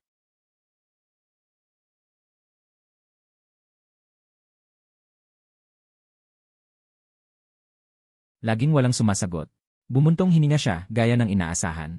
Bumaling sa pagtawag sa kanyang assistant. Kumuha ka ng isang imbitasyon para sa akin. Ayon sa kanyang nalalaman, ngayong gabi mayroong lokal na business banquet na idinadaos ng mga Chino. Napaka-eksklusibo. Kung walang aberya, tiyak na dadalo si Hannah Cruz. Kung talagang hindi ko makita si Marco Santos. Kahit na makita ko si Hannah Cruz, ayos lang. Kahit papaano ay may balita ako tungkol sa kanya. Sa kabilang dako, itinulak ko ang cellphone sa harap ni Hannah Cruz. Ipakita sa kanya ang mensahe sa screen. Si Hannah Cruz ay sumulyap lamang. At tahimik na pinindot ang delete key. Mabilis ang kilos. Hindi tumingin. At hindi rin sumagot. Medyo hindi siya natuwa at tumingin sa akin. Kahit ang paghiwa ng steak. May bahid ng kalupitan. Pagbangga ng kutsilyo at tinidor sa ceramic plate. Naglabas ng matinis na tunog. Sa kanyang ganitong itsura, pinaluluha siya ng kaunti. Noong una niyang nalaman na nagsiselos siya. Ang cute pala. Hindi ko ito napansin dati. Si Hannah Cruz pala ay madaling magselos. Parang isang batang babae na nagtatanggol sa kanyang pagkain. Paano naman si Camille? Uminom ako ng red wine. Tanong ko, hindi ba talaga niya tayo mahahanap? Ayaw ko nang magkaroon ng anumang gusot kay Camille. At ayaw ko nang magkaroon ng koneksyon sa kanya. Sa tuwing nakikita ko siya, naaalala ko ang mga malungkot na nakaraan. Ngumiti si Hannah Cruz ng kaunti. May kislap ng tuso sa kanyang mga mata. Hayaan mo siyang pumunta. Sa totoo lang, ang bilang ng beses na nakaharap ko si Camille ay napakakaunti. Pagkatapos kong mag-asawa, nagsaliksik ako tungkol kay Camille. Hindi ko maikakailan na sa negosyo. May kakayahan at tapang si Camille. Ngunit sa bawat pagkakataong maaari kaming magkita, gusto ko siyang patayin sa sakit. Upang hindi ko gawin ang anumang labis na aksyon. Natural na iniwasan ko si Camille. Medyo naguluhan ako kay Hannah Cruz. Hindi ko alam kung ano ang kanyang plano. Napilitan si Hannah Cruz. Kailangan niyang ipaliwanag pa. Sa halip na magsalita ng mahina ngunit nakakasakit ng puso. Hayaan mo siyang makita ang kasalukuyan mong estado. Tingnan mo kung gaano kakasaya. Paano niya lubos na mararanasan ang sakit at kawalan ng pag-asa. Gusto kong malaman niya kung ano ang nawala sa kanya. Isang lalaking minsan ay kanyang inalagaan. Na handang ibigay ang lahat para sa kanya. Pagkatapos ng mga salitang iyon, hindi sinasadyang inilapat ko ang aking kamay sa aking mukha. Hindi ko alam kung anong doktor ang hinanap ni Hannah Cruz para sa akin. Ngunit pagkatapos ng ilang paggamot, ang mga peklat sa aking mukha ay lumiwanag na. Kung hindi titinang mabuti, halos hindi na makita. Pagkatapos gamitin ang concealer ni Hannah Cruz, lalo itong naitago ng perpekto. Parang hindi kailanman umiral ang mga peklat. Ngunit napakalaki ng lugar na ito. Paano niya tayo mahahanap? Tinanong ko. Ngunit sa puso ko ay may sagot na. Tiningnan ako ni Hannah Cruz na may taas na kilay. Bigla akong umiti na may malisyosong kasiyahan. Ang mataas na antas na mga ngaso ay madalas na lumilitaw bilang biktima. Nagkatinginan ang dalawa. Halos agad na naunawaan ni Hannah Cruz ang aking iniisip. Kinuha niya ang telepono at tumawag. Matalas ang tono. Bigla kong nais na pumunta sa handaan ngayong gabi. Dalhin mo na ang imbitasyon. Pagkatapos ng tawag, nagkatinginan kami at mumiti. Pagkatapos ay nagpatuloy sa pagkain. Parang dalawang magkasundo na mga ngaso. Ang bitag na inihanda. Nag-aantay lamang ng biktima. Ngayong alam na ni Camille ang aking pagkatao. Tiyak na hindi siya maghahanap ng walang patutunguhan. Batay sa aking pagkakakilala kay Camille. Tiyak na pipiliin niyang pumunta sa handaan upang subukan ang kanyang kapalaran. Iyon ang pinakamalamang na lugar kung saan niya ako matatagpuan. Kung ganoon, kusang lilitaw tayo sa harap niya. Gusto ko talagang malaman. Sa muling pagkikita, ano kaya ang magiging reaksyon ni Camille? Pagsisisi ba? Pagtangis ba? O magpapatuloy sa kanyang peking pag-arte? Sa handaan, nagsuot ako ng itim na sombrero. Ang malawak na labi ay saktong. Tumakip sa kalahati ng aking mukha na may peklat. Sinabi ni Hannah Cruz na mas misteryoso ito. At mas makapagpapaasa kay Camille. Maraming kakilala ni Hannah Cruz. Ang lumapit upang makipag-usap. Nang dumako ang kanilang tingin sa aking mukha. Lahat ay ngumiti at pumuri. Ang Ginoo ni Binibining Hi ay talagang gwapo. Kahanga-hanga ang kanyang tindig. Ito ang aking nobyo. Walang sawang itinutuwid ni Hannah Cruz. May pagmamalaki sa kanyang tono. Sa una, ginagawa ko pa ang marahang pagtapik sa kanyang braso bilang senyas na magpigil. Nakita siyang lalong walang pakundangan sa pagsasalita. Masigla at masaya. Hayaan na lang siya na nakapagpasaya sa kanya ng ganito. Masaya rin ako. Hanggang sa muling umalingaw ang tunog ng pag-aangat ng baso. Sinabayan ng isang sadyang pinalakas na boses ng babae. Miss He, matagal na tayong hindi nagkikita. Si Hannah Cruz ay tumingin sa direksyon ng tinig. Nakita si Camille na may hawak na baso ng alak. Nakatayo sa harap. Bagaman itinaas niya ang kamay bilang tugon sa pag-aangat ng baso. Ang kanyang labi ay naiangat sa isang mapang-uyam na anggulo. Hindi ko maalala na nakasalamuha ko si Ginoong Chai. Saan nang galing ang matagal ng hindi pagkikita? Si Camille ay napahiya dahil sa pagkawala ng mukha sa harap ng publiko. Ngunit hindi siya nagalit. Sa sandaling iyon, ang kanyang atensyon ay nasa figura sa likod ni Hannah Cruz.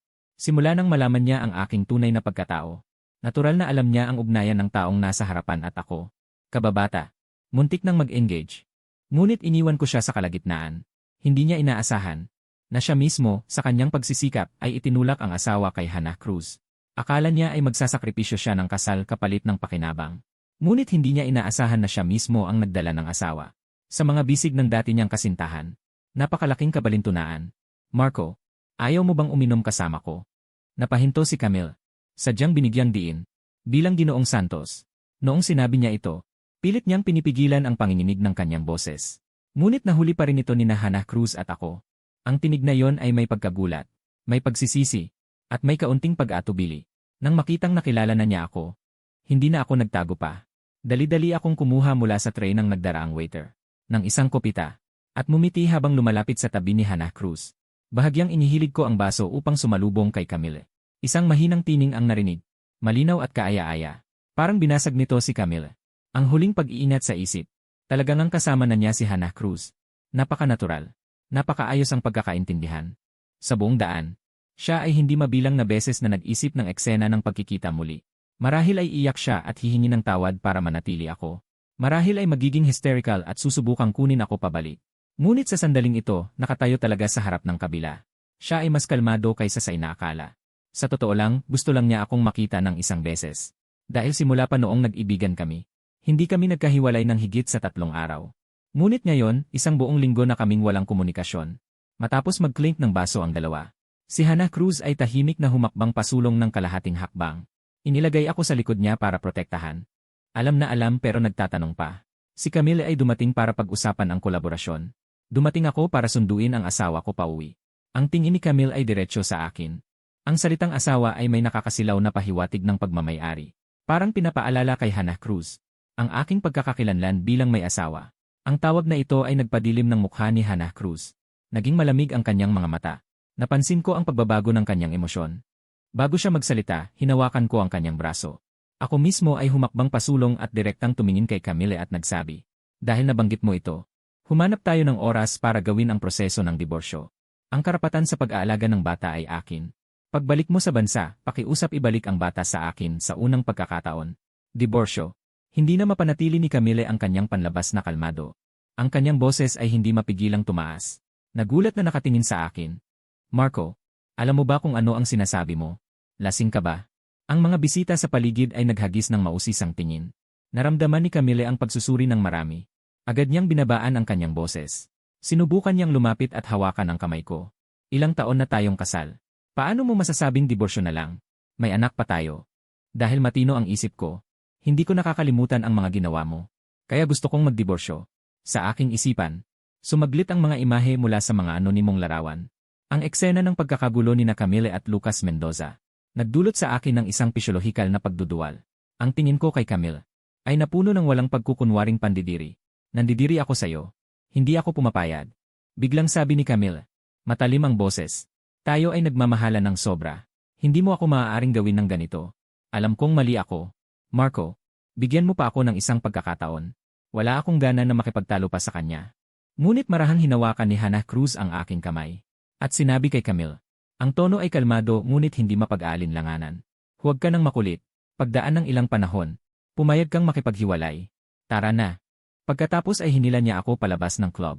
Kami ay pumunta rito ngayon. Para lang makita si Camille. Nakamit na ang layunin.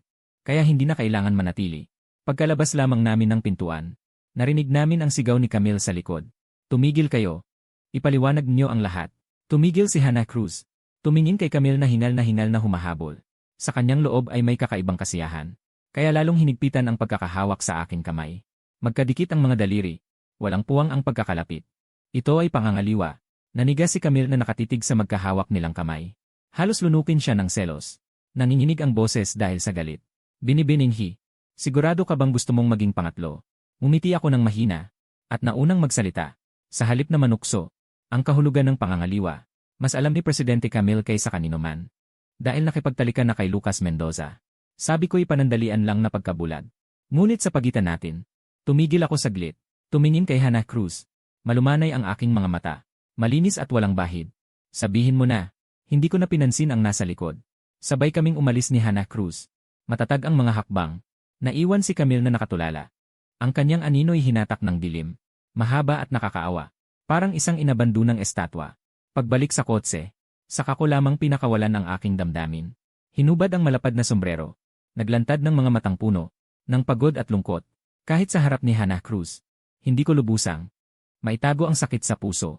Ang paghaharap na yon ay umubos ng lahat ng aking lakas. Kung ayaw niyang makipagdiborsyo, ano ang gagawin ko? Sumandal ako sa upuan. Paos ang boses. Ang sinabi mong paraan dati. Ano ba talaga yon? Hindi ako ang klase ng taong matigas ang ulo. Noon, para lang mapakasalan si Camille. Nagwelga ako ng pagkain sa bahay. Nagbanta ng pagpapakamatay. Iyon ang isa sa mga pinakasukdulan kong gawain.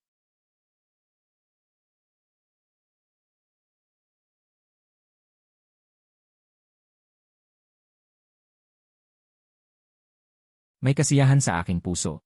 At may bahid ng kakaibang kahulugan. Parang may binabalak. Bakit mo ako ganyan titigan? Hindi ko napigilang magsalita. Na hindi komportable sa kanyang tingin. Sumimangot si Hannah Cruz. Biglang lumapit sa akin. At bumulong sa aking tainga. May pagtuya ang kanyang tinig. Kung gusto mo talagang gayahin si Camille na mga liwa. Pumapayag din ako. Dumampi sa tainga ko ang mainit na hininga. Nanlumo ako ng ilang segundo bago naintindihan. Ano ang sinasabi niya? Biglang namula ang kanyang mukha. Mabilis na iniliko ang kanyang ulo sa labas ng bintana ng sasakyan. At lalong uminit ang kanyang mga pisngi. Kanina lang niloloko ko lang si Camille. Bakit mo naman sineryoso? Nakita nang nanggugulo na sobrang nahihiya ako. Kaya tumigil na siya sa pang-aasar. Sa halip seryosong sinabi, ang iyong mukha isa pang paggamot.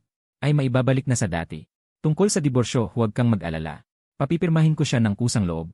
Marami akong paraan. Naniniwala ako sa kakayahan ni Hannah Cruz. At alam ko na hindi siya nagsasalita ng walang katiyakan. Kaya marahang tumango ako. Sa mga sumunod na araw, hindi ko alam kung saan nakuha ni Camille ang aking kinaroroonan. Lagi siyang sumusunod hindi kalayuan at hindi kalapit. Ngunit sa ilalim ng proteksyon ng mga bodyguard na inayos ni Hannah Cruz, halos wala siyang pagkakataon na makapagsalita sa akin. Hanggang sa matapos ko ang huling paggamot, lumabas ako ng ospital.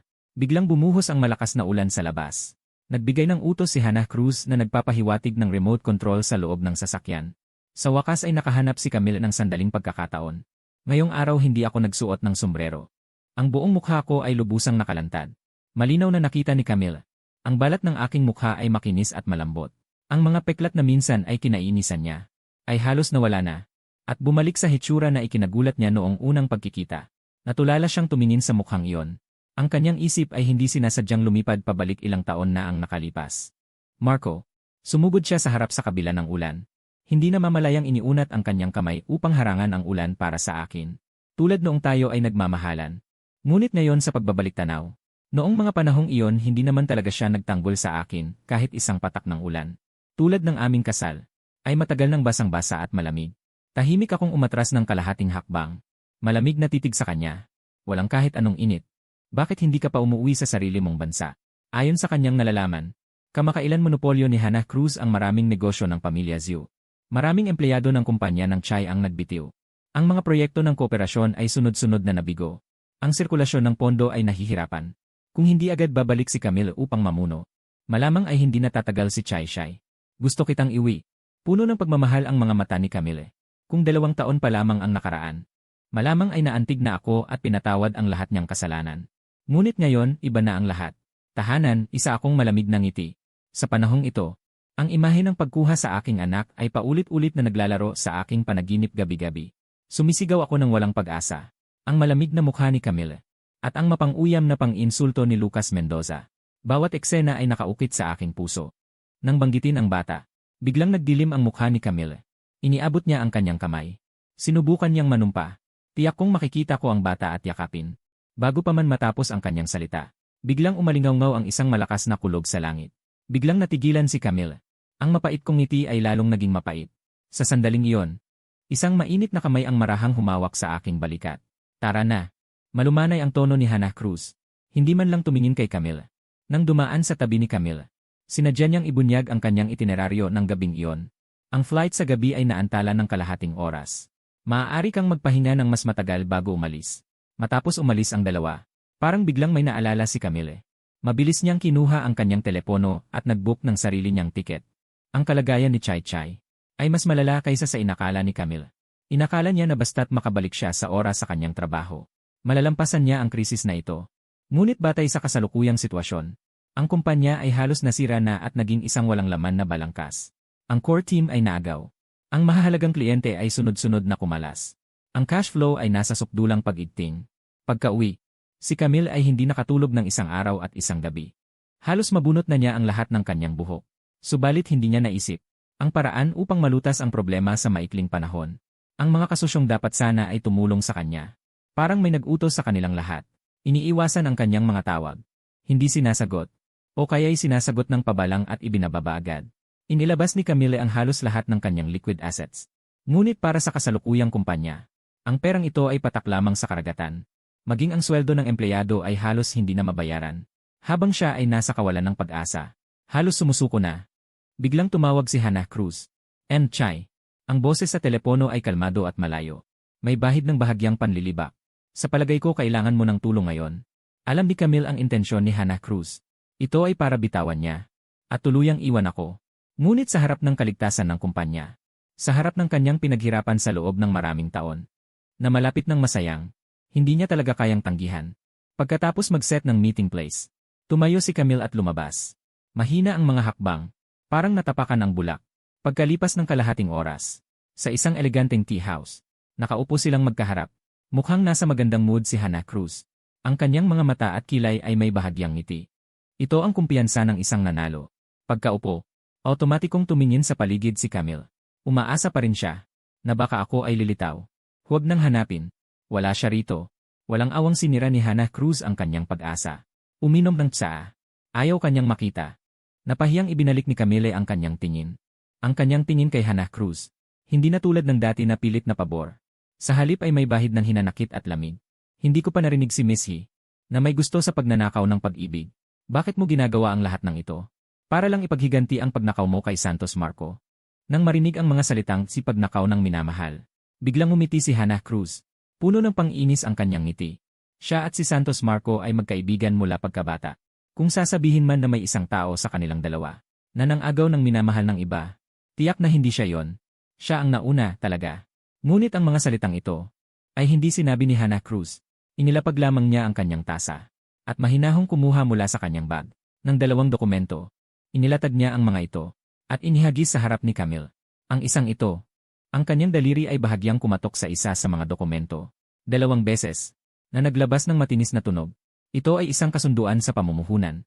Kapag pinirmahan mo ito, ipinapangako kong malalagpasan ng pamilya Chai ang krisis. At mas giginhawa pa kaysa dati. Tiningnan ni Camille ang kasunduan. Sumilay ang liwanag sa kanyang mga mata. Ngunit agad itong kumupas. Alam niya, walang libreng tanghalian sa mundo. Pagkatapos, inilapag ni Hannah Cruz ang isa pang dokumento. Sa ibabaw ng una. Ngunit may kondisyon. Kailangan mo munang pumirma dito. Binuksan ni Camille ang dokumento. At bigla niyang nakita ang kasunduan sa diborsyo.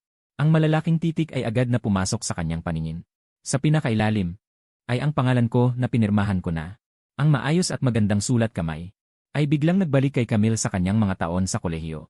Ang unang pagkakataon na nakatanggap siya ng liham pag-ibig mula sa akin, ay tila nangyari lamang kahapon. Ang araw ay perpekto. Namumula ang mukha, isiniksik ko ang sulat sa kanyang mga kamay. At tumakbo palayo. Ang liham pag-ibig na iyon ay hanggang ngayon. Iniingatan pa rin niya sa pinakailalim ng kanyang drawer. Ang sulat kamay doon, ay kapareho ng nasa harap niya ngayon. Ako'y bihirang sumulat sa karaniwang araw. Ang bilang ng beses na nakita niya ang aking sulat kamay, ay mabibilang sa daliri. Inakala ko na sa susunod na makita niya ang aking sulat, ay isang bagong liham ng pag-ibig, o isang talaarawan ng paglaki para sa aming anak. Ngunit hindi ko inaasahan, na pagkatapos ng maraming taon magkikita kami muli. Sa oras ng pagpirma ng kasunduan sa diborsyo, hindi ako pipirma. Biglang isinara ni Camille ang dokumento. Nanginginig ang kanyang boses. Ngunit may pagmamatigas. Sinabi ko na hindi ako makikipagdiborsyo. Ang mga bagay sa kumpanya, ako na ang bahala. Huwag mo nang alalahanin. Pagkatapos sabihin yon, tumayo siya at naghanda ng umalis. Tuwid ang kanyang likod. Ngunit may pakitang tao na kahinaan. Si Hannah Cruz ay mahinahong sumandal sa upuan. Mga braso na nakakross. At itinaas ang kilay habang nagsasalita sa kanyang likuran. Sa halip na pabigla-bigla. Seryosohin mo. Sa sandaling yon, biglang tumunog ng matinis ang telepono sa bulsa ni Camille. Sinagot niya ang tawag. Nakinig ng ilang sandali. At unti-unting namutla ang kanyang mukha. Ang kanyang mga daliri na hawak ang telepono ay pumuti sa lakas ng pagkakahawak. Na-freeze ang bank account ko. Paano nangyari yon? Biglang tumaas ang kanyang boses. Puno ng hindi kapani-paniwalang pagkasindak. Ibinaba niya ang tawag. Matigas siyang lumingon. At ang tingin niya kay Hannah Cruz ay puno ng gulat at galit. Sa ngayon, wala ka nang natitirang panlaban, di ba? Nagpakita si Hannah Cruz ng ekspresyong inaasahan na niya. At mahinahong nagtimpla ng tsaa para sa sarili. Galit na bumalik si Camille sa harap ng mesa. Inilapat ang kanyang mga kamay sa mesa. Sumandal pasulong. Ang kanyang mga mata ay may hinanakit at puot. Ikaw ang may kagagawa nito. Nagkibit balikat si Hannah Cruz. Hindi umamin o tumanggi. Ngunit ang kahulugan sa kanyang mga mata ay malinaw. Akala ko si Miss He. Hindi ko gagamit ng mga ganitong mababang pamamaraan. Napaggangalit ang mga ngipin ni Camille. Bawat salita ay tila pinipiga sa pagitan ng kanyang mga ngipin. Sa wakas ay umayos ng upo si Hannah Cruz.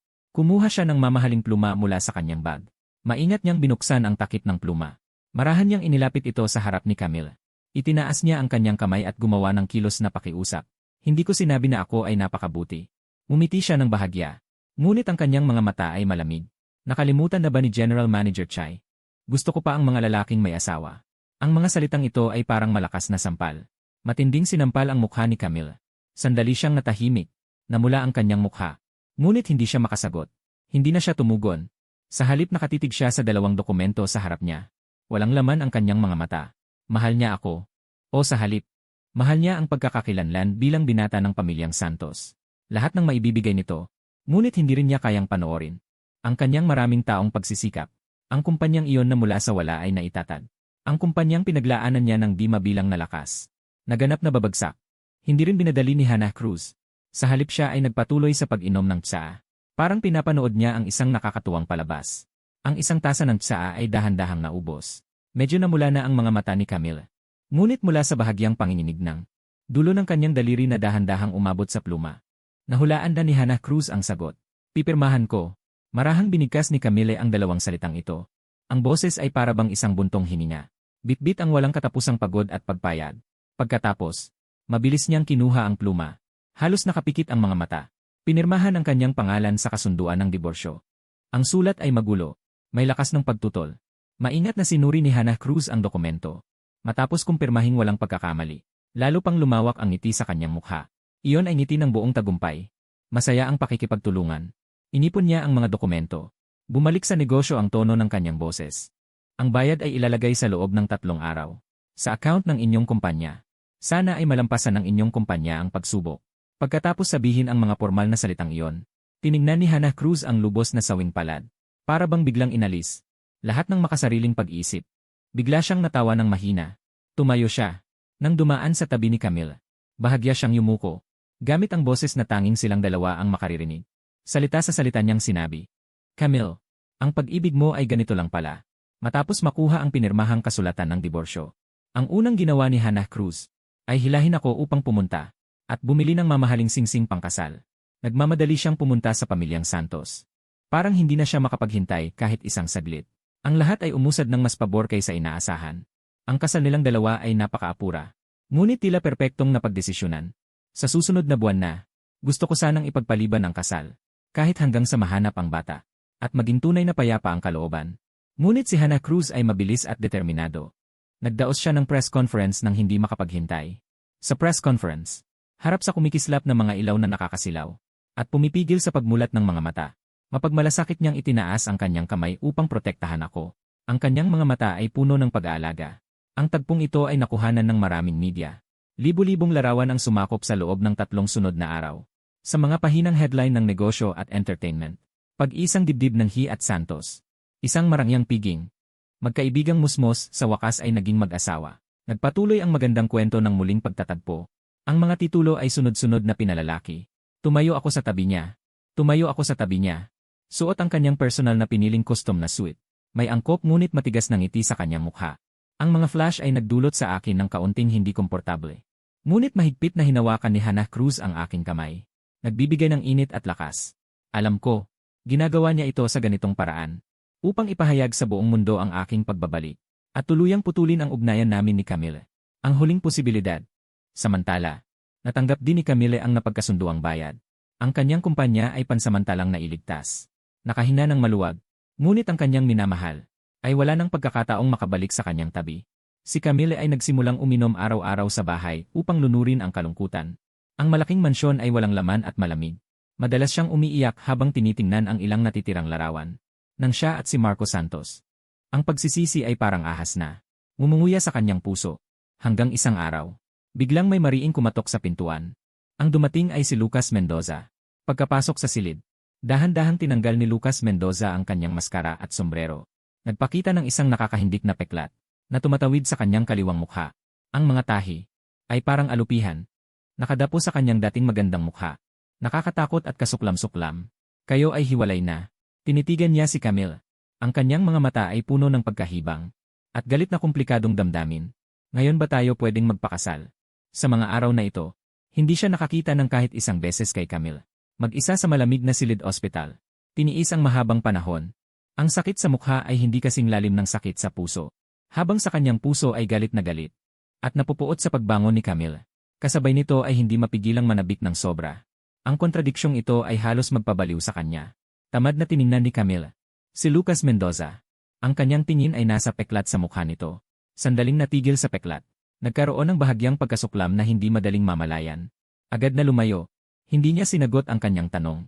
Tanging para sa kanyang sarili. Nagbuhos muli ng isang baso ng alak. Ininom ng ubos. Manhid ang kilos. Tingnan mo ang iyong sarili, anong itsura mo na ngayon? Sumugod si Lucas Mendoza. Agad na inagaw ang baso mula sa kamay ni Camille. Marahas na ibinagsak sa lupa. Ikaw ay isa ng taong naging ina. Bakit mo pa ginagawang? Parang isang batang sawi sa pag-ibig na napapahamak. Narinig ang nakakabinging tunog ng basag na baso. Tumalsik ang red wine sa lahat ng dako. Sa wakas ay nagpabalik ng kaunting kamalayan kay Camille ang tunog na ito. Tumitig siya kay Lucas Mendoza na may pagkagulat. Nagsimulang mag-isip sa sinabi niya kanina. Bigla, para siyang kalahating nagising. Unti-unting naging malinaw ang kanyang malabong mga mata. At naging medyo masigla pa. Tama ang sinabi mo. Bumulong siya sa sarili. Sumandal sa sopa at tumayo. Ako ay isang ina. Si Marco ay ama ng bata. Maaaring hindi niya ako mahal. Ngunit tiyak na mamahalin niya ang kanyang sariling anak. Sa mundong ito, walang ama ang hindi mamahalin ang kanyang sariling anak. Si Camille ay halos. Paulit-ulit na binibigkas ang mga salitang ito na halos baliw. Parang nakahawak sa huling dayami ng buhay. Pagkalipas ng ilang sandali, malamig siyang tumingin kay Lucas Mendoza. Sumigaw ng malakas. Paos ang boses. Nasaan ang bata? Bilisan mo at ibalik sa akin ang bata. Sa pagkakataong ito, upang maiwasan si Lucas Mendoza na magdulot ng panibagong gulo, naunahan niya ito. Kinuha ang fruit knife sa mesa. Bahagyang nakatutok kay Lucas Mendoza ang dulo ng kutsilyo. Mabangis ang mga mata. Hindi makapaniwala si Lucas Mendoza sa pagtitig kay Camille. Dahan-dahang umagos ang luha sa kanyang mga mata. Ang dating magkasintahang nag-uusap sa dilim. Ang minamahal na laging nagsasabing mahal siya. Ngayon ay itinutok ang talim ng kutsilyo sa kanya. Ang damdaming ito ay nagpapasakit sa kanya ng sobra. Higit pa sa sakit ng mabulok ang sugat sa mukha. 1,000 beses na mas matindi. Ang anak namin. Ibibalik mo sa akin ang anak ko. Nakita ni Camille na walang reaksyon si Lucas Mendoza. Tanging umiiyak lamang. Sumigaw siya at inulit muli. Palapit ng palapit ang talim ng kutsilyo. Ngunit si Lucas Mendoza ay tanging umiiyak lamang sa kanya. Walang sinasabi kahit isang salita. Parang desidido na siyang lulubog kasama siya. Unti-unting nawawala ng pasensya si Camille. Mabilis siyang sumugod ng 2 hakbang. Mahigpit na sinakal ang leg ni Lucas Mendoza. Itinutok ang talim ng kutsilyo sa ugat sa gilid ng kanyang leg. Sumulpot ang mga ugat sa kanyang katawan. Ang mukha ay naging nakakatakot. Bibigyan kita ng huling pagkakataon. Ibibalik mo sa akin ang anak ko. Maghiwalay tayo ng maayos. Kung hindi, huwag mong sisihin ang aking ginawa. Maghiwalay ng maayos. Ngumiti ng malamig si Lucas Mendoza. Siya rin ay puno ng galit na nakatitig kay Camille. Paos ang boses dahil sa pagkakasakal. Camille, matagal ko nang sinabi sa'yo. Huwag mong isipin na makakalabas ka ng buo. Kahit ngayon ay patayin mo ako. Isasama kita sa impyerno. Nakita ni Camille na hindi siya sumusuko sa matamis o matapang. Ang huling bahagi ng kanyang pasensya. At ang katinuan ay tuluyang nawala. Ang matinding presyon at ang pagkahumaling sa anak ay nagpabaliw sa kanya ng lubusan. Kaya mahigpit niyang hinawakan ang punyal. At matinding sinaksak sa leg ni Lucas Mendoza. Ang matalas na dulo ng kutsilyo ay tumagos sa balat ng leg ni Lucas Mendoza. Dumaloy agad ang dugo. Mainit at malagkit. Ang matinding sakit ay nagpamulat kay Lucas Mendoza. Hindi lang salita si Camille. Talagang papatayin niya siya. Para sa akin. Kaya niyang gawin ang lahat. Camille, ganito mo ba talaga ako tratuhin? Ang boses ni Lucas Mendoza ay nabago dahil sa takot at sakit. Nakalimutan mo na ba ang ating matatamis na sandali noong nakaraan? Sinabi mo na mamahalin mo ako magpakailanman. Ang luha ni Lucas Mendoza ay nahalo sa dugo. Patak-patak na tumama sa kamay ni Camille. Ngunit ang mainit na pakiramdam na ito ay hindi nagpukaw ng anumang damdamin ni Camille para sa kanya. Sa halip, hinigpitan niya ang pagkakahawak sa hawakan ng kutsilyo at ginamit ang mas malaking lakas. Ang talim ay lalo pang lumalim. Si Lucas Mendoza ay pinagpapawisan ng malamig dahil sa sakit. Ang takot sa kamatayan ay sa wakas ay nanaig sa lahat. Siya ay may boses na umiiyak at sumigaw ng paulit-ulit at putol-putol. Huwag mo akong patayin. Sasabihin ko. Biglang bumitaw si Camille sa kanyang pagkakahawak. Siya ay puno ng pagmamadali at kabaliwan habang nakatingin kay Lucas Mendoza. Ang boses ay nanginginig habang nagtatanong. Aling ampunan? Sabihin mo na, sabihin. Siya ay mahigpit na nag-utos. Ang dulo ng kutsilyo ay lalong lumapit. Sunshine Welfare Home sa kanlurang bahagi ng lungsod. Si Lucas Mendoza ay humihingal ng malalim at bumulalas ng isang pangalan. Pagkatapos, dahil sa pagkawala ng dugo at sakit, ang kanyang kamalayan ay nagsimulang lumabo. Nang marinig ni Camille ang pangalang ito, ang kanyang mga mata ay nagliyab ng labis na liwanag. Bigla niyang binitawan si Lucas Mendoza. Hinayaan siyang parang basahan, na bumagsak at nanghina sa lupa. Hindi na siya tumingin kahit isang beses pa. Umiyak siya at dumampot ng susi ng kotse. Tumakbo ng mabilis patungo sa direksyong iyon. Sa kanyang isipan sa sandaling iyon, mayroon lamang isang pagmamaneho. Hanapin ang bata. Kung mahahanap lang ang bata, babalik si Marco. Makakapagsimula tayong muli. Sa loob ng maraming taon, siya ay talagang patuloy na ginagawa ito. Nagbigay ng donasyon sa ilang mga ampunan. Kasama na rito ang Sunshine Welfare Home. Marahil itong hindi sinasadyang kabutihan. Sa sandaling ito ay nagdulot ng kaunting mahinang swerte, wala siyang hadlang, at madali niyang nalaman ang talaan ng mga sanggol na kamakailang tinanggap, at agad na nakilala ang anak sa larawan. Nang sa wakas ay, ang batang nawala at natagpuan muli, mahigpit na niyakap sa kanyang mga bisig. Isang matinding pakiramdam ng hindi katotohanan, at labis na galak ang dumaloy sa kanyang buong katawan. Sa pagtingin sa sanggol na nasa lampin, payapang natutulog na sanggol, si Camille ay napatawa ng malakas, at napaiyak ng malakas. Ang kanyang buong pagkatao ay nawalan ng kontrol. Para bang nabaliw, nagmamadali siyang kumuha ng kanyang telepono, at kinunan ng larawan ng bata. Nanginginig na ipinadala sa akin. Marco, dinala ko na ang bata pabalik. Tingnan mo, ayos lang siya. Mabilis siyang nag-type. Magulo ang mga salita.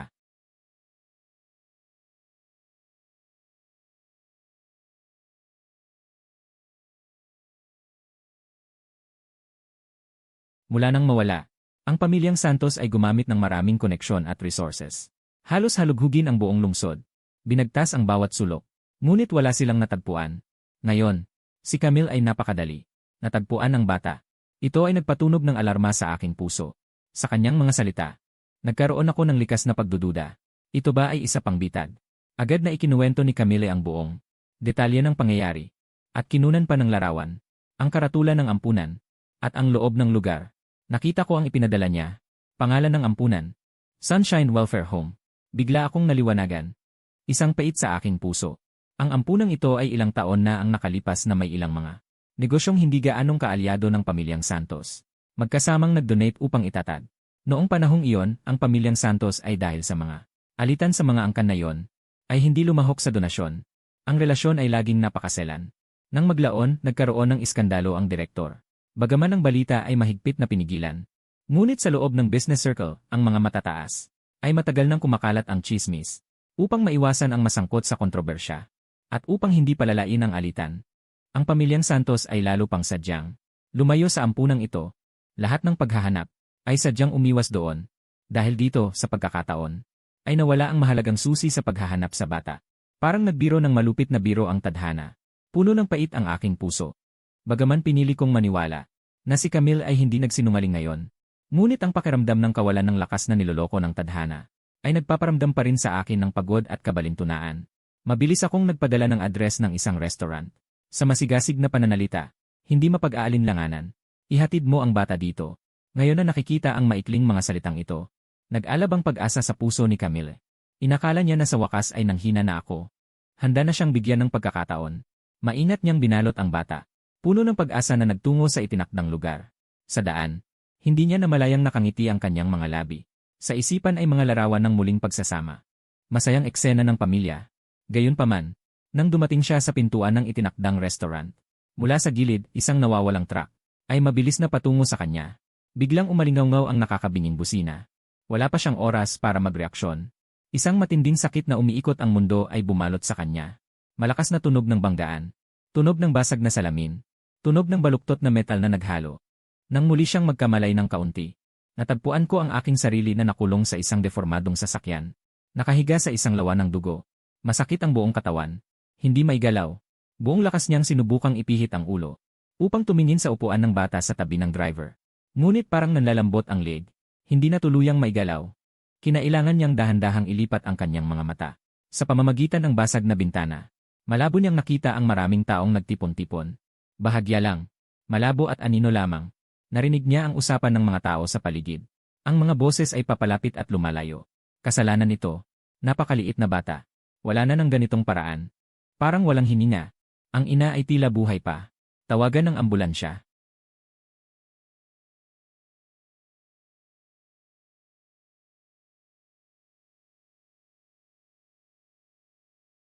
Narinig niya ang mabilis na tunog ng ambulansya. Papalapit mula sa malayo. At isang pamilyar na tinig.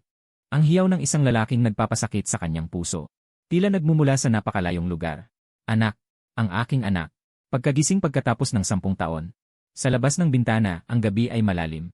Nagkumpulan ang mga madidilim na ulap. Hindi niya namamalayang nanginginig siyang iniabot ang kanyang mga kamay. Hinawakan ang kumot sa tabi niya. Gusto niyang hawakan ang mainit at malambot na maliit na katawan. Ngunit tanging malamig at walang laman na kumot ang nahawakan niya. Anak. Nasaan ang aking anak? Bulong niya. Paos at tuyo ang kanyang boses. Biglang bumukas ang ilaw ng silid ospital na may kalakasang pumutok. Ang nakakasilaw na liwanag ay naging dahilan upang hindi niya namamalayang pumikit. Nang muling magmulat, nakita niya siyang tila mabigat na yelo. Parang estatwang walang damdamin.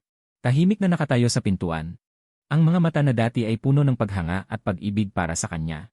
Ngayon ay wala nang natitira kundi ang lamig ng yelong kawalan at pagkapuot. At sa kanyang mga bisig, isang maliit na kahon na natatakpan ng maitim na pelus. Sa sandaling tumama ang kanyang mga paningin sa kahong iyon. Parang biglang nanigas ang buong dugo ko. Naunawaan niya. Kung ano ang laman yon. Marco, makinig ka sa'yo ipaliwanag ko. Nagpumigla si Camille na makaupo. Ang boses ay may halong panginginig at takot na hindi maikakaila. Ngunit nang sasabihin na niya, ay naging maputla at walang lakas. Ano ba ang maipapaliwanag niya? Ipaliwanag na hindi sinasadya ang aksidente. Pero ang bata ay namatay dahil sa kanya. Siya ang nagpumilit na kunin ang bata. Siya ang nag-distract habang nagmamaneho.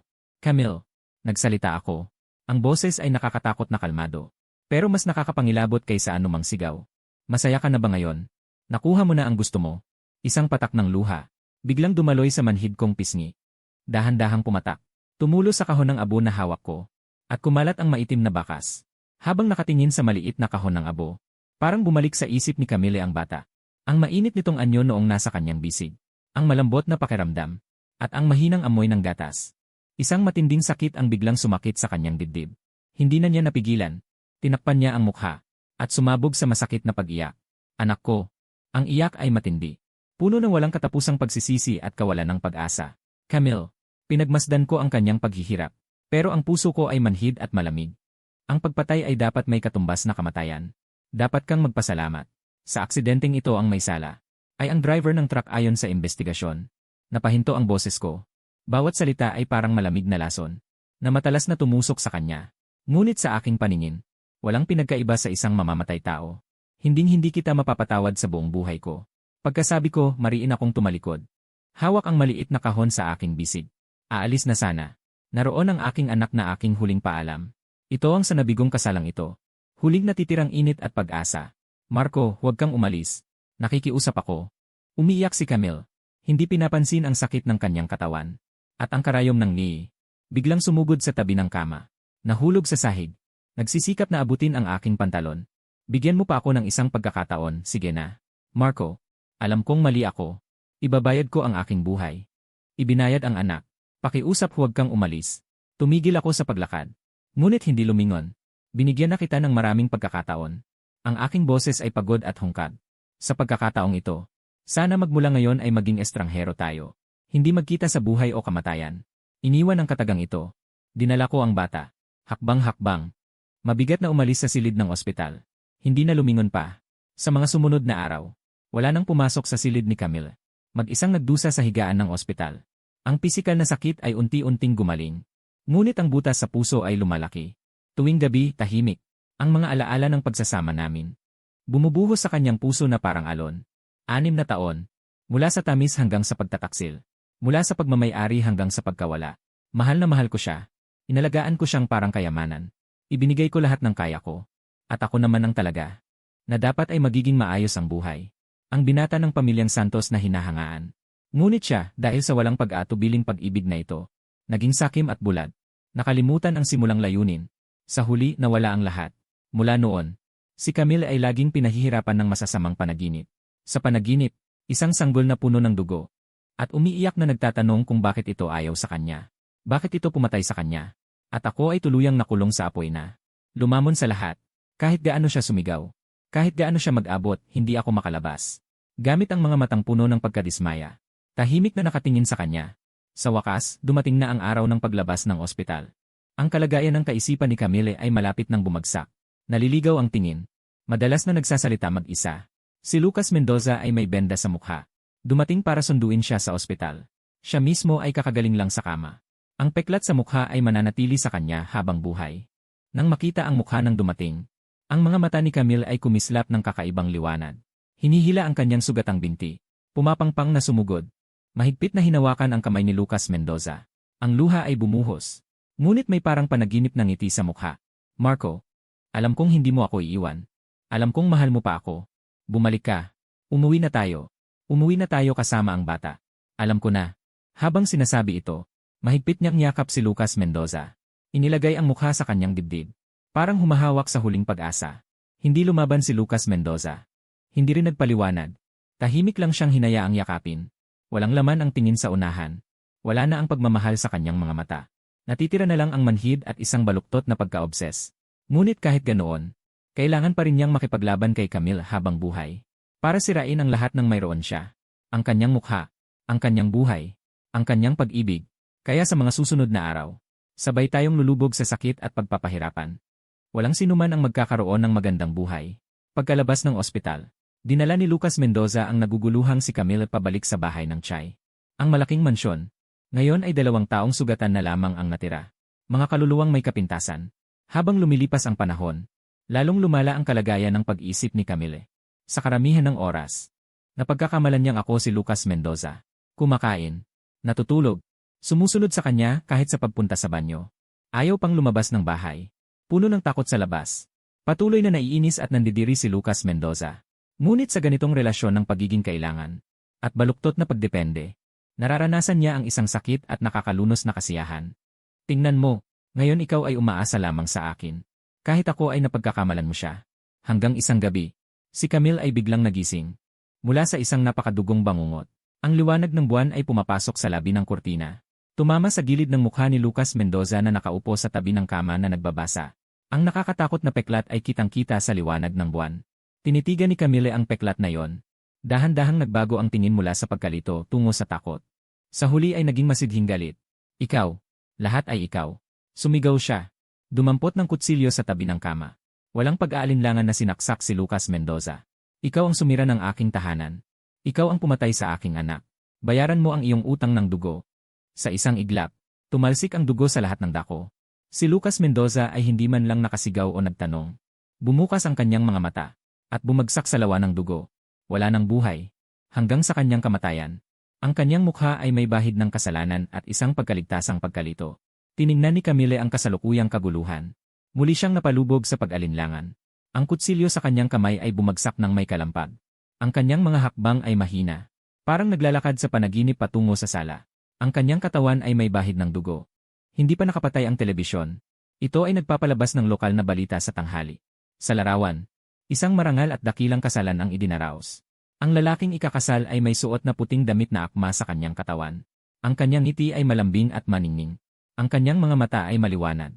Ang babaeng ikakasal ay may marangyang damit pangkasal. Ang kanyang ngiti ay puno ng kaligayahan. Mahigpit niyang hinawakan ang kanyang braso. Isang linya ng subtitulo ang lumitaw. Pagkakasal ng pamilya Chuang at pamilya He. Isang kasalan ng siglo. Pagpalain ang bagong kasal. Nakatitig si Camille sa screen. Sa pamilyar ngunit banyagang guwapong mukha. Sangiting puno ng kaligayahan. Hindi na niya maalis ang kanyang tingin. Habang nanonood, bigla siyang sumabay sa musika ng telebisyon. Iniyuko ang kanyang ulo. at nagsimulang humuni ng marahan. Isang ngiti na walang muwang at kakaiba ang lumitaw sa kanyang mukha. Parang ang kasalan na yon ay para sa kanya at sa kanyang Marco. Ang araw sa labas ay maliwanag. Ngunit hindi na ito makapasok sa malamig na villa na binalot ng kabaliwan at kamatayan.